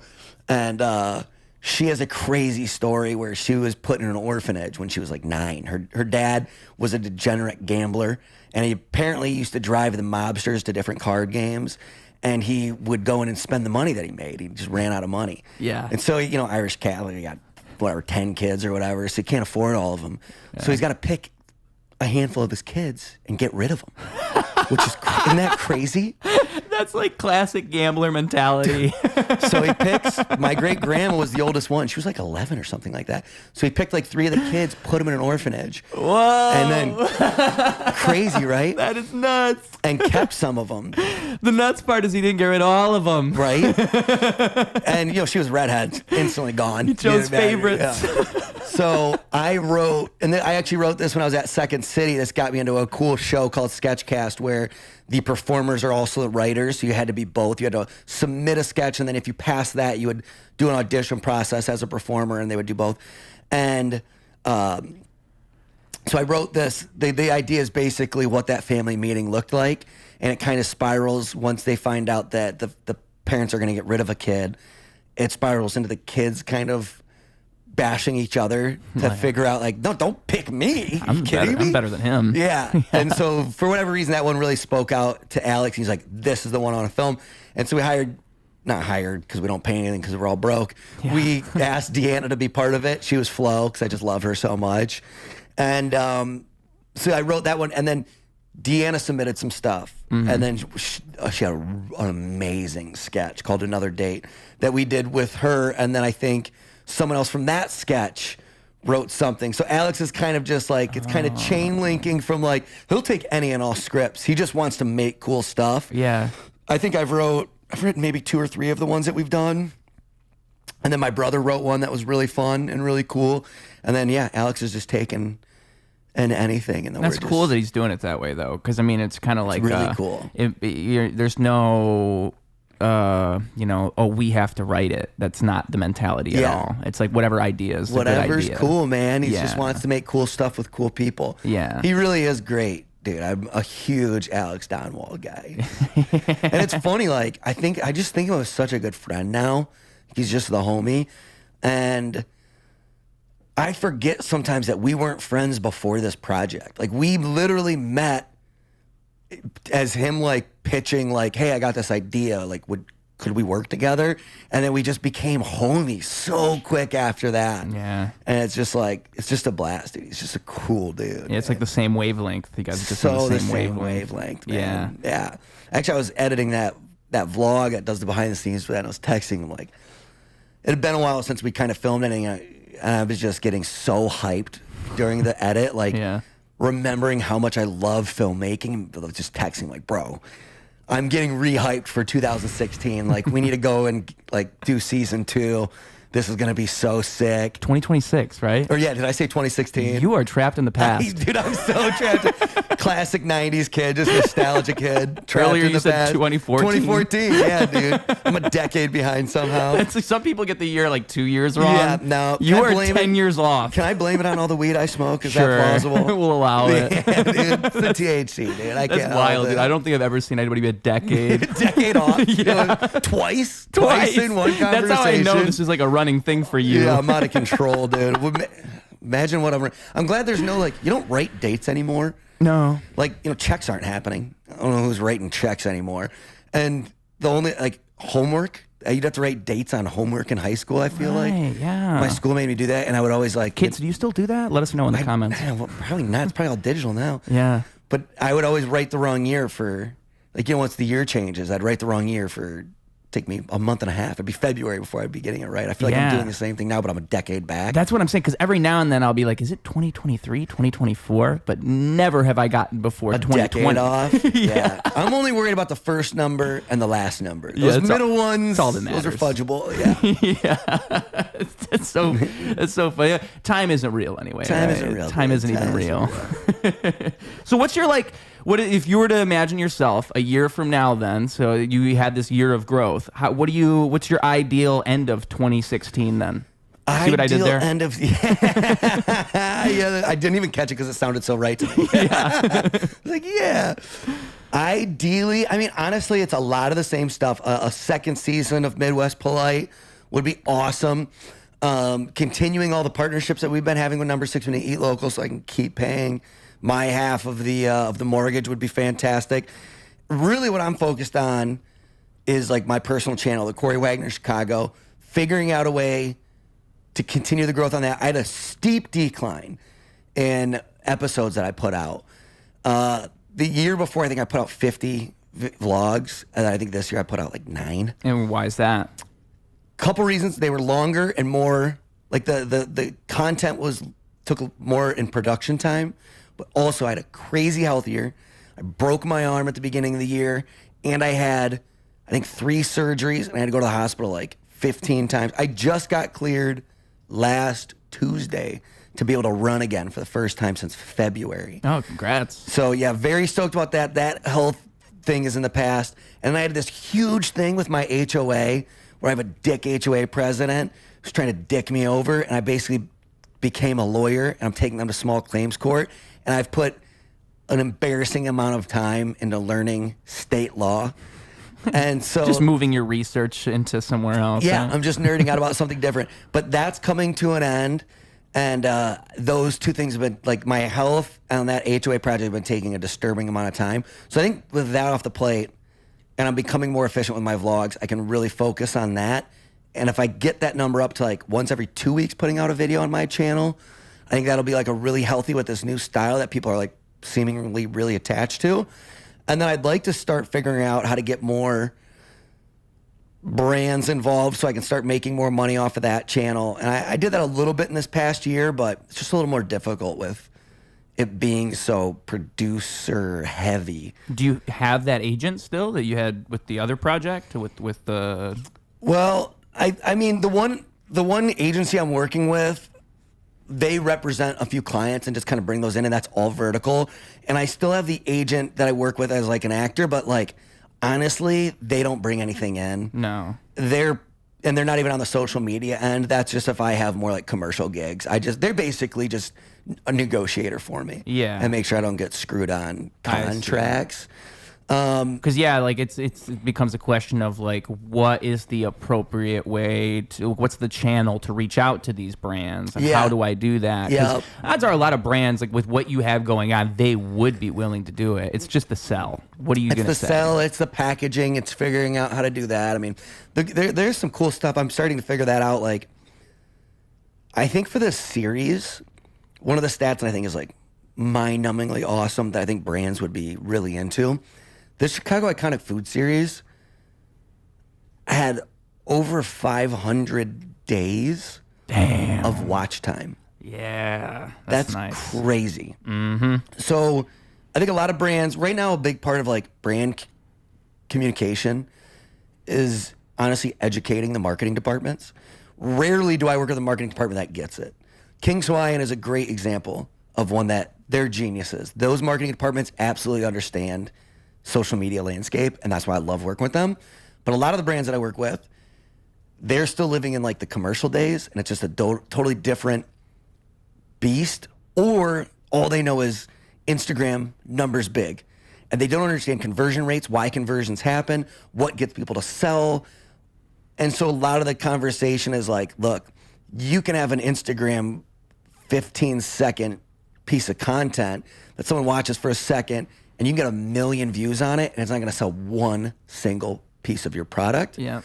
But when you have somebody watching a 30-minute video, the parasocial relationship that they're building with me, if I can find a product that I genuinely believe in, that I can authentically and in a real way talk about why and what its benefits are, I know I can move products. Yeah, that connection is so fundamentally different. Yeah, I think like the numbers blind people with reels and shorts. Like it's become this thing where people chase a number, but like you said, like conversion rate and the parasocial relationship. Absolutely. Like what are people sticking around for? What do they remember? What do they actually think about? How well do they actually know this creator? And well, yeah, they might scroll and look at it for 3 seconds, and that counts as a number. They might hit follow, and that counts. But are they actually investing themselves in that content? It's like that funnel thing I was saying before. How many people are actually at the bottom of that funnel? So like one brand I was going to do something with, a campaign I was going to do last year on my vlog channel, that I had done something with them prior that was unpaid as like a little relationship tester, and then I had to pitch a little campaign for them that I think would have, if we ended up scrapping it, just the timing didn't work out. But I was going to take, there's like a beer brand that had 4 new flavors of, I think it was like not seltzer, but like, I don't know, some sort of like beer with flavor involved. I don't know. And what I was going to do was do 3 or 4 different BYOB restaurants, like my favorite BYOB restaurants in Chicago. And at each one of those restaurants have a different product, whatever their 4 different product lines are for their beers. And like something like that is so genuine and organic. Like you're going to a BYOB restaurant, you're bringing your own beer. So I can talk about it in such an authentic way. I'm like, oh yeah, that's going to move products a lot better than just like a beginning of like an ad, like a podcast ad. Right, because it's naturally integrated. Yeah, it's naturally integrated. Yeah. And it's like figuring out how to like do that better in my... That's a great point, because Crackalack, the guy I mentioned before, he was telling me something similar with podcast advertisers, like how I should seek them out. He was saying, like, look for things that I'm already genuinely interested in, that I express interest in on the show, because then it just makes more sense. Like, say, I'm always drinking coffee, right? So find some coffee brand that's willing to sponsor the show, because then it doesn't come off as inauthentic at all. At all. It just sounds real. Genuinely not inauthentic. Exactly. And like the best, like I'm lucky because a lot of the brands that I work with, As a matter of fact, I kind of don't work with brands that I don't truly love. Which is the best way you could do it. It's the best. Like King's Hawaiian, I think King's Hawaiian is fire. I love King's Hawaiian. Yeah, I believe you. They're legitimately awesome. So like when they pay me to go and like talk about how awesome they are, it's the easiest thing in the world. Yeah. I work with Goose Island, their Salt Shed Pub. Chef Henry is legitimately making some of the best food in the city. I mean, the dude worked at the French Laundry. It's like the most renowned restaurant in America. And you'd be saying that stuff whether or not. We were. Like that's the nice thing. Like if we ever troll, I can be like, bro, go check the receipts. You can go watch a video from 3 years ago before they sponsored us where we were just absolutely jizzing about how great. Like we are so obsessed with Goose Island Salt Shed. Like everything they eat, it's so easy. Jet's Pizza. I grew up on Jet's Pizza.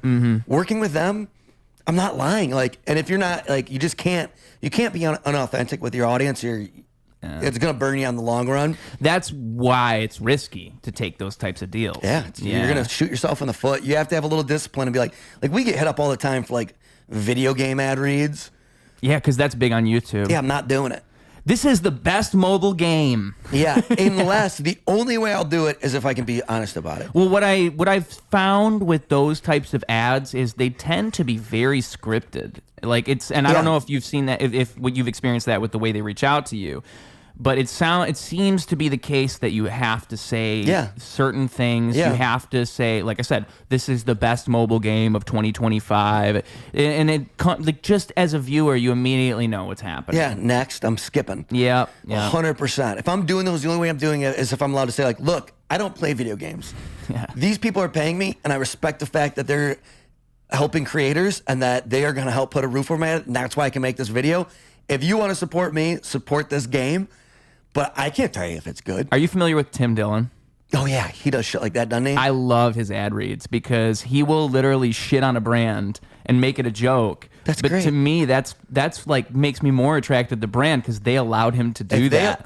Exactly. Yeah, like I'm sure he says to them, yeah, I'll advertise it as long as you let me say literally whatever I want. And if not, see ya. Yeah, I'm sure he's lost brand deals for doing that. Oh, I'm sure of it. Yeah, they already paid him, so who cares? Right? Oh, yeah.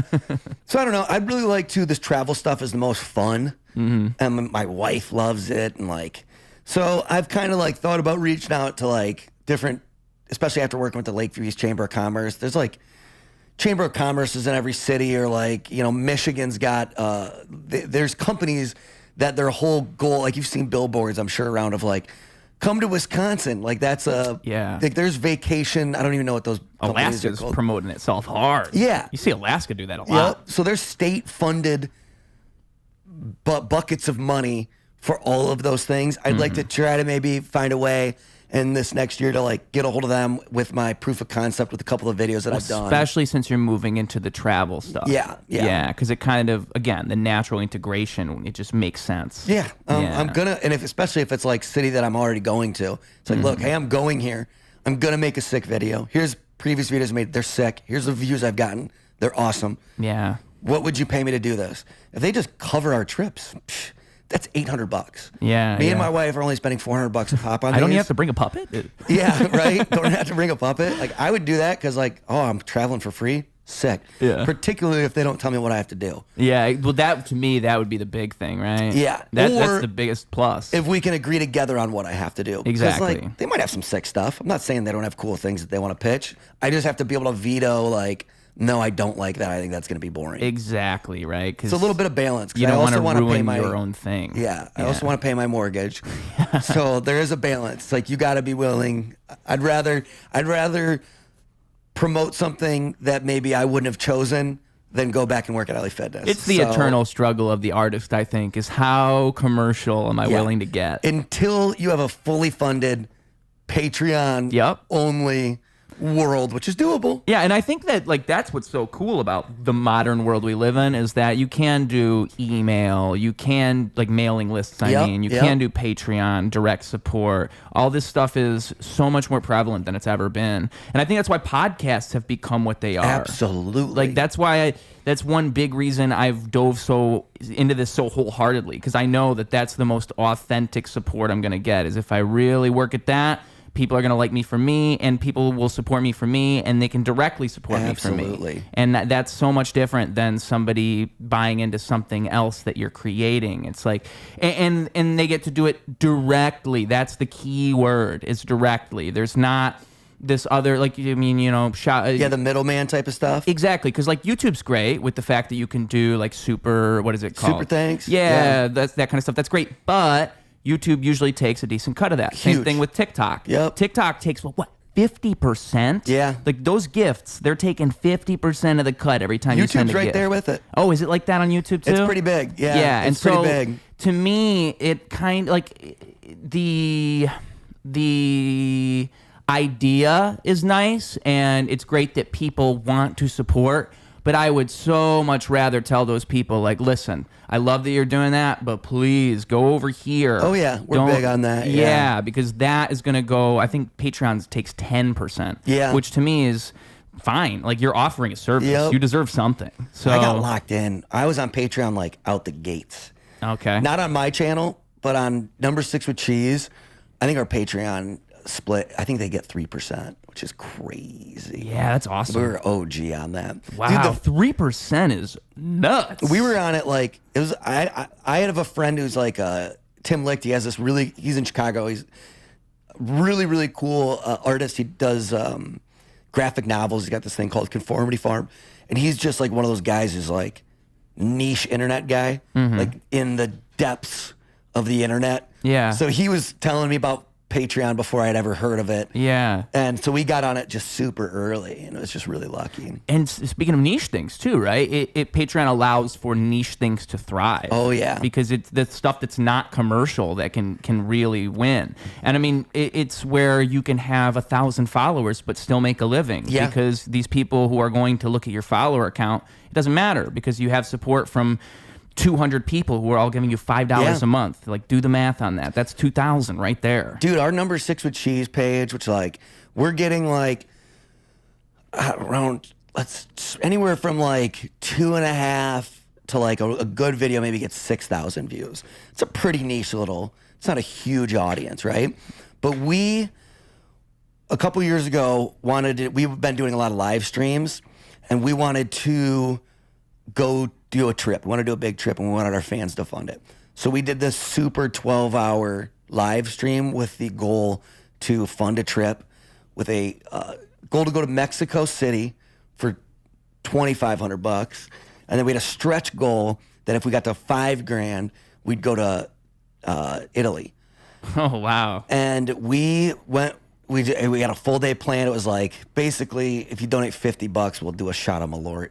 We had like all these like wheel spins, so you could like land on all this different crazy crap we do. And we had like guests coming through the day to like deliver pizza and stuff like this. Just a big 12-hour day of nonsense. And we didn't know what to think of it. It was our first time trying this out. I mean, we could have got $500 in donations and just been like, all right. We ended up getting $7,500. Oh my God. In donations, and funded us. We went to Italy for 10 days. Yeah. And just made like, I think we made 25 videos like on the food review page. And then I vlogged every day on my own channel of everything we did in Italy. And it's like, that was a pretty life-changing moment for me in like what audience and crowd support can do. Because I mean, like I said, median like maybe around like 3,000 people watching every video. And how many of those people are coming to live stream? We like maybe had 100 to 150 people at any one point, like throughout the day. People come in and out, obviously, but like that's a lot of money. That's a lot of money for doing that. And it was crazy. And we'd live streamed every single day in Italy. We'd like go do our daily thing, and then every night we'd go and just get hammered on a live stream before going out to the bars. And like we'd get more donations every day. Every day we'd live stream, and they'd basically be funding our bar, that like whatever we'd go to and spend at the bar that night. Yeah. And it's wild, but they want to.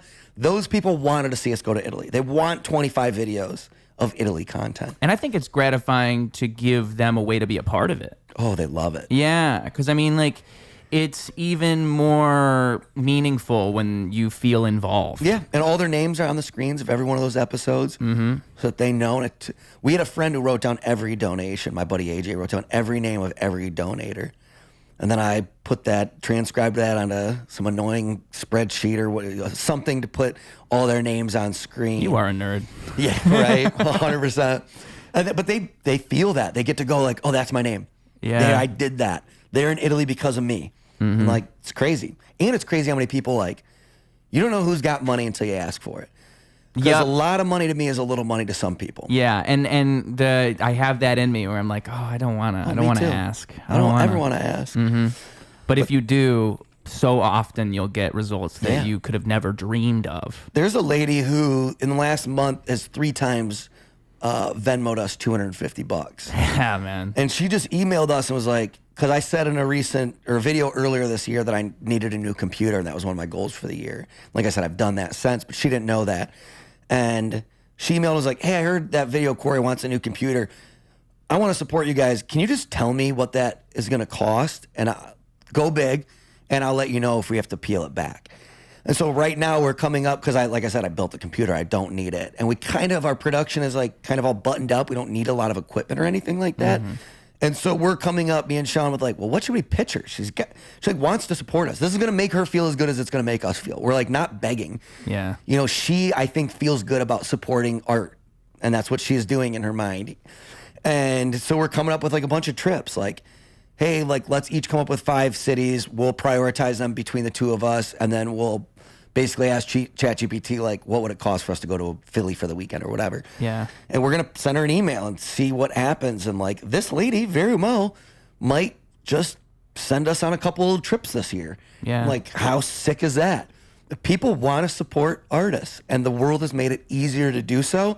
And the world has done it in a way where, like, supporting artists has always been there. Patreon comes from patron. Yep. And people used to be patrons of a ton of artists. It happened in the Renaissance. People were they're just paying bigger money. And it took these like elite rich people to do it. Well, we've just found a way where you can be a patron for $2. You can do a $2 donation on YouTube. So what do they call those? Microtransactions. They have found a way to make microtransactions in supporting artists. And like the game now is like a little bit, what can you provide to get like dangle the carrot for an audience to do that? What makes it worth it? What makes it worth it? And sometimes, like, I really think, like, when you asked earlier, what do you put on your Patreon? Some people who support on Patreon, they don't want anything. Like, there are some people I look at, because I'll upload my videos early straight to Patreon, so it's not through, so I can see the view count, you know? Or I guess even if I put it on YouTube, I can see the view count. And I've noticed I'll put videos up, and none of my Patreons are watching it. Yeah. They want to give me their money because they want to give me their money. Yeah. They don't even want the early content. They don't want the updates. They don't care. Now, there are people who that dangled carrot is going to work. And that's great, too. So you do need to think and market and figure out the game of it and figure out the advertising of it. But yeah, what I do with this is I have a little thing pop on screen every now and then below us. Yeah. If you support the show and want to see the show grow, because I think that is what it's all about. If you like what's happening, that is what it's all about. You should invest in it. Yeah.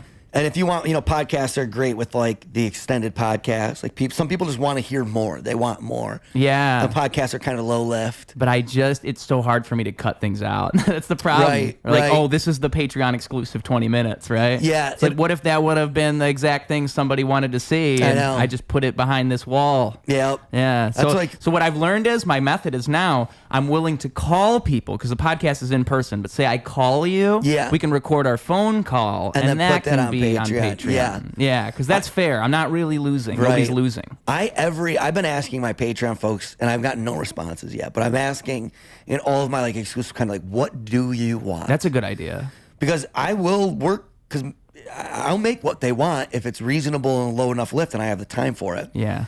And part of what I want to start doing, because I think it worked really well. Hopefully they don't ask for foot pics, I'll do it. Yeah, you will. I'll do it, dude. Take those socks off, There was a minute baby. where money was getting rough. I told my wife I'm going to start putting mayonnaise in girls' panties. I read on Reddit somebody was doing that and making like a good chunk of money. And that you can just sell those online, and like you can always find the perverts if you're good enough at it. Oh yeah. You can just lie. There's always one guy. There's always somebody. So I'm not above that. But one of the things that worked pretty well in the past, and we stopped doing it because it was like a little bit of too much of a time suck, I think, because me and Sean, it's hard to get us both in the same room, and we're both busy dudes. But for a while, for all of our Patreon guys, we were doing a monthly Zoom call. Yeah. And like, that's pretty, you're breaking down the barriers there. Like, you're pretty inviting people into your life. Mm-hmm. And like, I think you got to do it. If you're going to do that, you got to throw it in the upper tier or something. Yeah. And you just got to expect that you're opening the door for people, but it does work well and people like it. And I'm thinking about doing that for my personal page. Like, anybody wants to get on a Zoom call, I'll do an hour Zoom call, an hour hangout every month where I'll drink a beer with everybody. Yeah.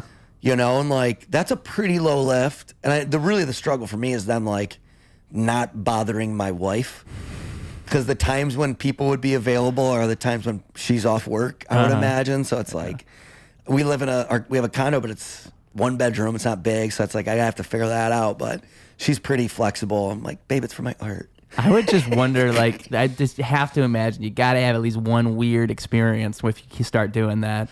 You got to have at least one where it's like, whoa, wasn't expecting that. I mean, because we did it for a while, and I was always surprised at how cool people were. Yeah, right. There's like 1 or 2 odd ducks, but like, it kind of self-policed. Like, you'd have some guys who maybe would like try to own the conversation a little bit, and maybe a bit of an odd duck, but at least with our experience with Number 6 with Cheese, the people who were cooler would just it would self-police. They just talk more. They kind of talk over the little weird, goofy guy. Interesting. And there would be some people who go on and not talk, and they just wanted to watch you hang out. Oh, so it's not one-on-one. It's like 10 people in one Zoom? That's what we would do. Yeah, I'd cool. open up to the entire Patreon community. And, now granted, I have a small community. I have like, I don't know, maybe 10. I just started my Patreon, so like maybe 10 people. Yeah. And when I was doing it for Number 6 with Cheese, we had like closer to 100. So it's like, and out of our 100, maybe 10 to 15 would show up. So it might just be me and 1 or 2 people. But if that's what it means for me to keep paying my mortgage, or really if that's what it means to build up a world where I can take less sponsored gigs, where I don't like driving to I'm driving to Elkhart now. It's an hour and a half, 2-hour drive to go to Perkins to make a piece of vertical content for a major company to get okay money. Mm-hmm. I'd prefer just to get on Patreon on a Zoom call for an hour. Yeah. You know what I mean? Yep. So like, if I need to build that up, then like, so be it, And it's that direct support thing I was saying before. It's direct support, like, I feel like it's just so much more meaningful. Like, it feels more real. There's something that's tangible there. Yeah. And I do it. I support people on Patreon. Yep. Yeah. I have a couple people. That Austin Augie I was talking about earlier, I don't think he puts anything on Patreon, but I'm going to give him his $5 a month because I think he is making art, and I want his art, and I want to support him, and it's $5. Yeah. A month. It's like, dude, that's, especially for like Number 6 with Cheese and Eat Local, where we've had a steady, we've never broken our schedule. We were up to 5 pieces of content a week. We're down to 4 between the 2 channels, but still, every single week, never missed an upload. Mm-hmm. If you're talking about $5 a month, that's like a quarter per video. Yeah. And it's like, we're not asking for much. Mm-hmm. So, it's a numbers game, like I said. Like, you'd be surprised how little that number has to be for one to support themselves. 500 people. Like, I think when I've done the math to myself a million times. If 500 people did $5 a month, and we're going to say they take out 10%. So 5 times 5 is 25. Yep. That's $2,500. Yep. They take out 10%, that's $250. So that's still $2,250 a month. I can make a living off that, bro. Me too. I can make a living off of that. Exactly. Not only could I make a living, it would make this better. I'd be able to put more into this. And I would not have to worry about these things. I would not have to be like, oh damn, how is this going to happen? Yep. How are we going to keep doing this? Like you were saying in your story earlier, that's where you're at for a long time. Is how do I keep the wheels rolling? And then you just kind of have to hope there's one thing that's going to come along. And as soon as you have a steady base, that all disappears. Then you can, and not to mention you can put out more content. Yep. If you got that number, $2,250 a month, you could maybe get an editor. Yes. And then if you got an editor, now you can film, because how much, you spend so much time editing. That's 50% of what this is. Oh, exactly. Exactly. Computers take time to render, guys. Yeah. That's so true. So it's just like, it would be great. The amount of time I spend on the background stuff and not actually making videos is absurd. Yeah. And that would just be magical to be able to make. I mean, even with behind the scenes content, if you could pay somebody to hold a camera and follow you while you do stuff, boom. Now you have a whole other avenue of content to make. All you need is a guy to stand there with the camera and you look at the camera and say, this is what we're doing. Yeah. One piece of like content that I'm just thinking of, you bringing up someone following with the camera. One concept I've been batting around that I don't know if will happen in 2026, but it's like kind of a North Star for me now because I love the live streaming. Making that $7.5 grand show me the light. I'm like, holy shit, you can make some money. Yeah, exactly.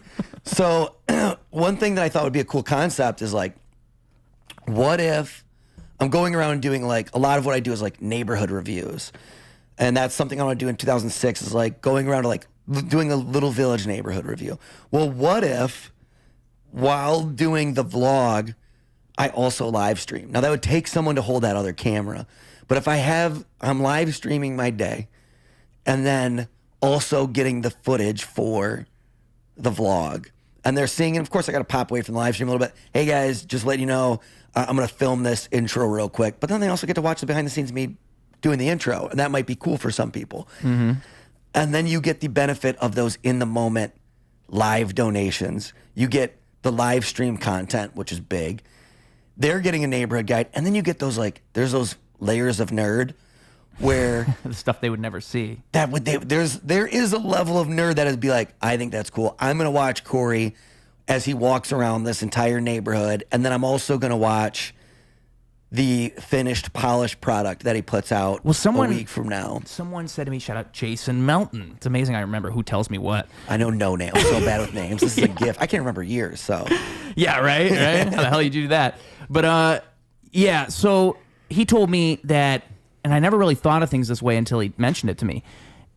Everybody's interested in like the meta of everything now. It's not just the thing. They want to know how the thing was made. They want to know the story behind the thing, what happens. And so I think that's a lot of that. It's like people kind of do want to know how the sausage is made. They do want to see all that in between stuff. It almost makes it more valuable, more interesting once you do see it, because it's like, oh, I remember that. And, oh, I remember that. And right before he turned the camera on, there was that homeless dude who tried to bother him. Or, oh man, remember I'm watching the vlog and it seems like he did it in one take, but remember it took him 15 takes to do that intro? Yeah, right, exactly. And it kind of makes it like, to me, that's cool because it's like it all comes off as seamless and you realize how much work goes into that seamlessness. It's not just all done in one go. And even one layer deeper, I thought how cool. I was talking to my buddy AJ about this. Like, okay, so what if I did that and I live streamed that whole process? I could also live stream the edit. There's people who do that, who live stream their edits. And for an editor, that's valuable because then they can see what you do and how your process looks like. Exactly. They can learn from that. Yeah. My buddy Tim, I was telling you about, who does the graphic novel. He will live stream him drawing. Oh, that's kick ass. It's cool as hell. Yeah. And so you get to watch him drawing, and then if you're a big fan, you can watch a bunch of different, because he has a big good size Instagram for Conformity Farm. You can watch him on Twitch live stream drawing. Then you can follow on Instagram and seeing the finished tiles as they like come out. And then you can go and buy the actual book and read the story in its entirety with all of it put together. Yeah. And like that's really cool to me. I've live streamed while writing songs, and I've even like had people suggest the right words to me. How about that? Right? They're basically co-writers at that point. That's so cool. Yeah. That is endlessly fascinating to me. Me too. And it also, I think, further solidifies, develops, and strengthens the parasocial relationship. Absolutely. Which I think is key. I don't mean to be a capitalist about this, but it's key to getting their money from their pockets. Like honestly, and it kind of sounds Patreon, and the link in the description. It kind of sounds bad, but like it's true. The person who like does that is going to be, I think, more likely to support you. Yeah. The person's like, oh, I helped write this song. Hell yeah, I'm going to give him $5 a month. That now feels like my homie. And I think that works. I think that everyone wins. Yeah. And just because capitalism exists doesn't mean it's bad. You know, it's like everyone wins. The artist gets to keep a roof over his head. The person gets to feel more involved. And they, again, I have to constantly remind myself, because I hate asking for money, and money is, growing up broke, money just feels weird to me. It's okay. People want to support us. Yeah. So it's okay for that to exist. And it's not grimy or dirty or gross. You know? It's funny because I know exactly what you're talking about. I just don't want to sound like I'm begging. Exactly. Exactly. It's a hard thing to get over. Thank God for Number 6 with Cheese and Eat Local for teaching me through many years of like, no, they want to support you. It took 5 years of doing that show for me to quit feeling icky about it. And you have to remind them how. You have to remind them how they can. Every day. Yeah. And it feels repetitive, and it feels dumb, and it feels stupid, and you also have to remind yourself, there's 30 new people watching this. Yeah, there's always somebody new. There's always somebody new, and you're like, they already heard this 1,000 times. You got to give them 1,001. Yeah. You have to. There's always somebody new. It's like, that's part of the game. Yeah, it's just the way it is. It's not going to change. Yeah, it really is. And I don't think there's ever a ceiling to that. There's never a time when that stops. You know, no, because there's always, like you said, there's always somebody new. You know, there's always going to be somebody else who comes along, and this is the first thing they've ever seen of you, and you know, maybe they love everything you do, and they have this big back catalog to go check out, and you just telling them that, you saying, hey, you guys can be a part of this. That's cool. Yeah. Yeah. It won't stop until you're independently wealthy. Yeah. And even then, I don't think like it only stops when you decide that it's over. Exactly. You can always keep building that. Always. And I think like, you know, it's interesting to me to see people I think of as successful doing that same thing. Yeah. You know? Yeah. And to hear them say that story of like, yeah, I was broke for a long time. Yeah. Yeah. It always seems like they're not. I heard a comedian say recently on a podcast, he was talking about how yeah, it does always seem like they're not, right? Yeah. You're like, he has to be. He has to have money. Government. But yeah, he was talking about how he just paid some guy back for a show he never paid him for like 15 years before. So and just funny. the feeling of giving the guy the check and saying like, hey, or I think it was rent money. I think it was the rent money he owed him. It's like, my bad, bro. Here's this. Yeah, and to me, that's the goal. It's like all of those people I could go back and just maybe, you know, my mom, I'm going to buy her that beach house. That's what I always say. If you ask me what success is, it's buying my mom the beach house. Yep. And that costs a couple $100K. Yeah. Like, that's not cheap. That's millions. What am I talking about? Do you know Van Neistat? You watch him at all? Casey's brother? I've seen a little bit of it, yeah. He has a thing. I'm very obsessed with him. He's an artist to the bone. He has a thing where he talks about what he defines success as being a successful dentist. And I love that. That's an interesting one. It's a successful he doesn't need to be a millionaire. He just wants to be as successful as a successful dentist. A successful dentist is doing okay. Mm-hmm. They don't maybe have the best house or the biggest house. They don't maybe have the nicest car on the block, but they got a good car. They got a good house, and they can take care of their family. Yeah, to me, Adam Sandler is a role model, right? Adam Sandler never changed up. He never stopped wearing different clothes. Sweatpants, baby. Yep, and he always, if you look at the way he spends his money, he just gives it to his friends. So sick. That's always what he's... So sick, and the way he makes movies, he just gives his friends roles. Like, he never changed that at all. And to me, that's the sickest thing in the world. It's the best thing if you can do it. Yeah. You get to hang out with your homies and make art. Exactly. And like, that's living. Like, yeah, you could have a ton of money and have all these nice things, but that's not really inherently valuable. Right. That's just a thing that you have. And so, like, to me, those relationships are what's most meaningful. And so that's an interesting way to look at it. Like, just comfortably living is good enough. Yeah, I like that. Just be a dentist. Just be a decent dentist. If you can make that amount, you'll be happy, man. And even if you make more than that, live like the dentist. Yeah. Don't go crazy. Always live low. Always live low if you can. I think it humbles you to do that, right? Like, I wouldn't want to go buy a bunch of chains and a nice watch and an amazing car, because all that stuff, it comes with a feeling of loss. I could lose this thing. Yeah, it's so true. Like, oh, I'm wearing a $1,000 shirt right now. What if I eat my spaghetti and it falls on the shirt? I don't want to think like that. I feel like I'm lucky because I've never been that guy. Never. I won't ever be that guy. Mark my words. Yeah, I feel the same way. Like, I just don't care about stuff. Exactly. I only care about hanging out with people, traveling, and I like to eat food. But even the food I like Bourdain, like the one thing that I think separates me from him is he liked fine dining because he was such a good chef. And like, that's just kind of above, like, I just don't, it's just not my style. Yeah. I love like the blue collar, grimy. Yeah, you go to the diner. Favorite. Yeah, yeah. Like goods, it's good. I like the good version of that. And so like even the food I love is like the poor people food. That's like what I like. I like a good Maxwell Street Polish is like that's heaven to me. You know. And the fact that it was $10 makes it better. Yeah, it doesn't need to be a linea. You know. Yeah. Which that's one of my favorite things of all time. We got a shout out from Alinea. The Alinea guys watched one of our videos and liked it. During COVID, Alinea did takeout for $50. Okay. And so we're like, hell yeah. And I look awful in it. Awful. It's the worst I've ever looked. You look like yourself. When COVID started, I didn't think it was gonna last as long as it did. Yeah. And so I did like kind of like how hockey has playoff beards where they're like, we're not going to shave. I was like, I'm not going to shave. That's the origins of my mustache. Same with me. No you did the same way. thing. Yeah, bro. That's nuts, dude. I was like, I'm not going to shave until COVID's over. That's crazy. Dude, I wonder how many of us there are. Bro, we're out there. We're out there. Because I had like all this scruff and then the stash, and eventually I was like, okay, I got to do something. So I just shaved everything but the stash. Yeah, I did the same thing. Yeah. And my everything else was incredibly gross. I'm mainly an under the neck beard guy, and it's very patchy on the cheeks. And I wouldn't even trim it. It was awful. And I gotta find some photos. I'll send them to you, bro. I'm sure we're twins, and it's horrible.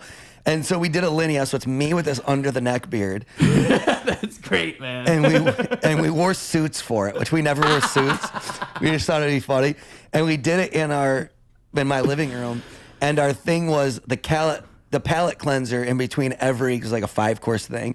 Our palate cleanser. I lifted my beard up and wiped it off. It was Malort. Malort. It was Malort in between every meal. You're a monster. And one of the partners at Alinea talked about it on a podcast and said that they loved it, and they emailed us about it, and we're like, dude, Alinea likes our Malort Alinea video. That's amazing. Yeah. Dude. We loved that, bro. Yeah, I think it's just because it's authentic, man. I think that people recognize the authenticity and stuff like that. And I think, like, it's attractive. To me, it is. Yeah. I find that stuff to be real. Whereas, like, I find that when people seem to be putting something on, just like, I think everybody has a bullshitometer in their mind. Could not agree more. Yeah, we all, even if you can't articulate it, you feel it. You can send, you're like, bro, he's full of it, bro. There's no way. Yeah. There's no way. That's like one of, I think, my gifts is that, like, I'm just authentic because I'm authentic, right? Like, I can't even turn it off. Yeah, I'm not trying to be authentic. I just am that way. I will shit on, like, people have said that a bunch, that they like the Eat Local #6 with Cheese channel because I'll shit on foods. If I don't like it, I don't suck up. Yeah. We even did it. I remember Sean, this is so funny. This is when we were doing just the national chains, no local stuff. And Moe's, early on the channel, like Moe's, like the kind of Chipotle type thing. It was either them or whatever, one of those like Chipotle off brands. And they wanted us to do a video about their nachos. And then they were like, we'll share your video. They weren't going to pay us, but they were going to share it.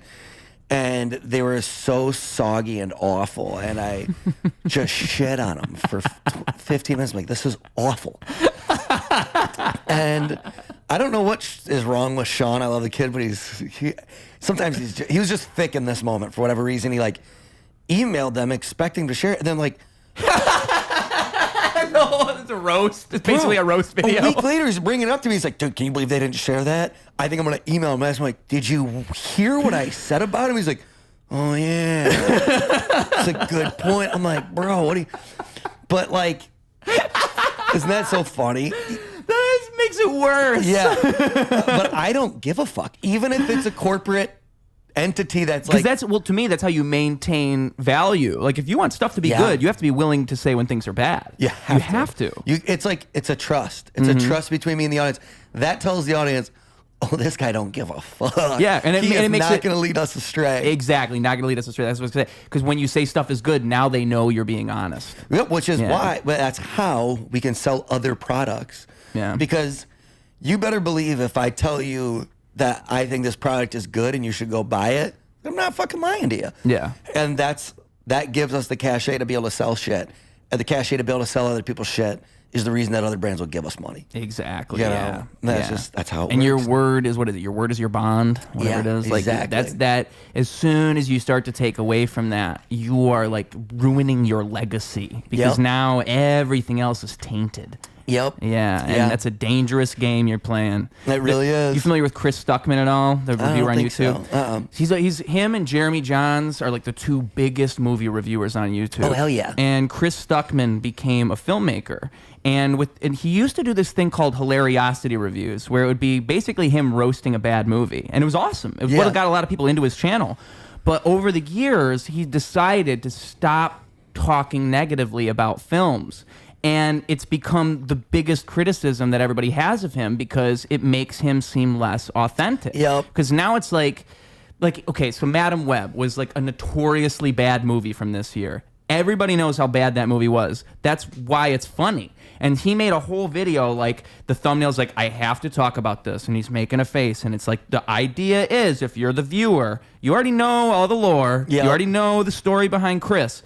So you're thinking, oh, is he going to say something about this? Is going to be honest? Yeah. And then the whole video's like, yeah, I can't really say anything bad about this movie. It's not good, but I'm not going to trash it. It's like, dude, why'd you even make this video? What's the point? Should have not. That ruins the trust. I always think of like, there's two buckets.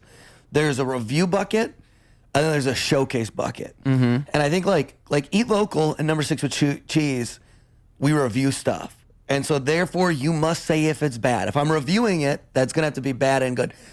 Then I think of like a showcase isn't about reviewing it. Showcase is like diners, drive-ins, and dives. They're not there to find things randomly and tell you whether it's good or bad. They're there to showcase some of the best things in America.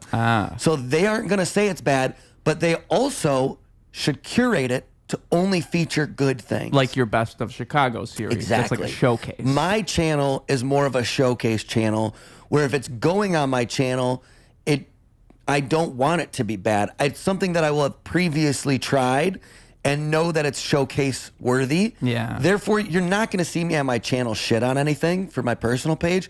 But that's because I'm curating the best of the best from what I find. And that's the purpose of it. That's the purpose of it.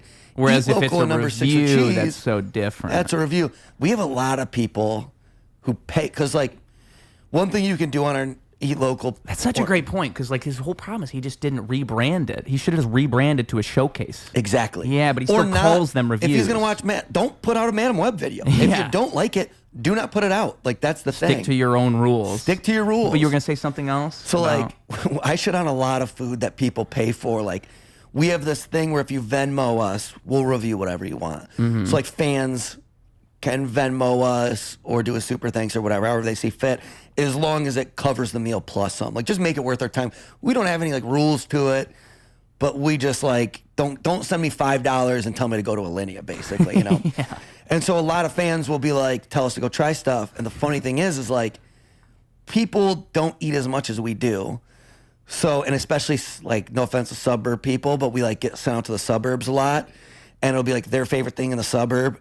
And it's not that good. I've had hundreds of foods in Chicago, and so I constantly will go out, and someone will send me a lot of their, not a lot, but like, I don't know, $100 to go try their favorite sandwich, and I'll just be like, trash, garbage. I've had 100 sandwiches better than this in Chicago. But you also need to know, if you're going to send me there, you're going to get my real opinion on it. And that's on you, buddy. That's funny. Yeah. They funded the trip and they're just watching you. Dude, there's one guy I feel so bad for. It's on Number 6 with Cheese, so it's chain food. And he just keeps sending us out, and he's sending to us like good money, but he sent us to like, first it was Cracker Barrel for their steak, and it was like awful. Yeah. And then it was Texas Roadhouse for their steak, and again, awful. And then it was Capitol Grill, which is like a chain, but a nice restaurant. Bro, I just can't quit shit. And every time it's like, all right, boys, I got it figured out. I know I led you astray on the last one, but this is the one. And then it's just me being like, buddy, I got news for you. I hate it. Just going to town on this. I just got bad taste buds. This poor guy, like, you know. But then some people have good taste. Like there's this guy, John Bellatono or something like that. Twice he sent us like $250. And one of those times was so-so. One of the times he sent us to my absolute favorite sandwich I've ever had in my entire life. It's a place called Pronto's. It's in Hinsdale, which is a 45-minute drive from Lakeview. It's a bit of a hike. Me and my wife, we make special trips out to Hinsdale for it now. And when we go there, we get 2 sandwiches so that we can have one to take home. Wow. It's one of the best bites I've had in the Chicagoland area. You win some, you lose some. You win some, you lose some. So sometimes we get some little golden tickets out of it, but sometimes not. About to go visit old Dale McPeak after. You know Dale? Sounds familiar. He's a great stand-up. Dale McPeak. That's a good name. Great name. Sounds fake. It does sound fake. Sounds like they'd just name a random Irish guy in like a Peaky Blinders show or something. He should get a sponsorship with McDonald's. Yeah, dude. It's a no-brainer. But, well, yeah, man, it's been awesome, for real. You are an endlessly interesting person. I don't know if you know that about yourself. Yeah, I appreciate that, homie. Yeah, you got layers and layers. Yeah, dude. A lot of life experiences, bro. How old are you? 30 in a couple months. You said 20 years earlier. And yeah, I was like, bro. What? Yeah, bro. I am 37. Wait. I'm to the point I got to do the math. Time doesn't exist to you. I'm 37, bro. I'm about to be 38 though soon. Yeah. It's crazy. Well, you look great for your age. I just last year was at a music fest thing at this place called Put-in-Bay in Ohio, and I had undercovers come up to me because I had a beer and were like harassing me about it. And we're like, no, that looks Illinois ones look like a fake. And I was like, you can see my military ID. It has the birthday, and they're like, holy shit, this kid's really, swear to God, you're really that old? I'm like, swear to God, dude. So I get the baby face all the time. It wasn't that long ago they stopped carding me for rated R movies, bro. Exactly. I bet if you shave the stash, it's even crazier. That's why my wife likes it. She said she felt like a pedophile before I got a mustache. I'm not even kidding. That's the number one reason she said she wants me to keep it. Yep, that's about right. This thing, I know this thing adds about 10 years on me. Yeah, dude. Yep, I had a baby face. Oh, yeah. I'm right there with you, homie. You got to hold on to it, though. You got to remember how valuable that thing is. Yep. Don't last forever. Well, all right, man. At the end of this show, we always do the same thing.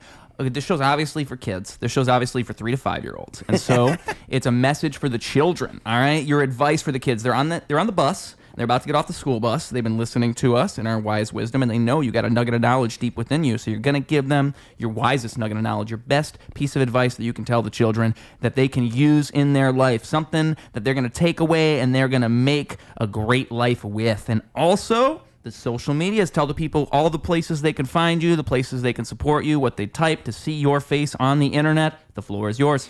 All right, it's Corey Wagner, Chicago on all the socials, and then number 6 with cheese and eat local if you're looking for some good food review content. And then my wise piece of advice. Look at me, kids. I'm making a living, making art, but I still got a degree. You can get a degree and do it. It's a good backup plan. I am a big proponent of school. So stay in school and have a backup plan. The biggest thing that I have done in order to make this career is just work really, really hard and do it every day. Oh, yeah, because the thing they don't tell you about school, guys, is that it's not even necessarily about school. You make so many connections while you're there. The ability to learn. Yeah. Learning the ability to learn. Exactly. Like training yourself to do that. That's why reading is great. Because, I mean, like, dude, you can... I read every day. Yeah, you can forget how nice that is to just learn things and read. I don't think I could have learned how to be an editor through YouTube tutorials without college teaching me how to be a good learner. Wow, that's a great way to put it. Yeah, because unless you like naturally are just extremely curious, you need to remember how to learn. That's right. Yeah, that's right. And yeah, I think that's a great piece of advice, man. And I agree with it. And I would say, just do not go in radical debt because of school. Yes. All right, that's what stopped me. Love that. That was the whole thing of me going to the military so I could come to Chicago debt-free. Yeah. No student loan, bro. Like literally, I've always said, if college were free, if there was a way for me to do it for free, if I could just get funding, I would be in college right now. Oh, 100%. I would love that. College is cool, man. Learning is cool. And the other thing about school that I would say is it streamlines information. Because, yeah, you can learn everything on the internet. You really can. But it streamlines it for you. And that is invaluable. You get tutors. You get teachers who want, you can ask questions. They've taken the information and know how to distill it down in a teachable way. Yeah, whereas like the internet is everything. It's everything. You're going to be looking up one thing and then 10 minutes later you're watching anime. Yeah, you don't want to be your own filter, man, if you can help it. It's not efficient. Good. It's just not efficient. Not efficient. The reason he can research is because he went to school. That's right, baby. Yeah.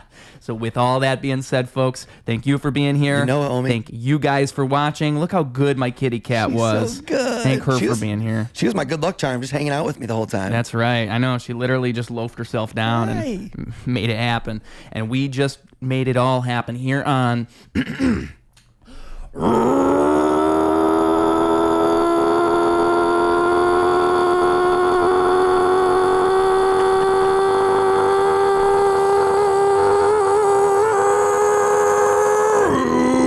Radio.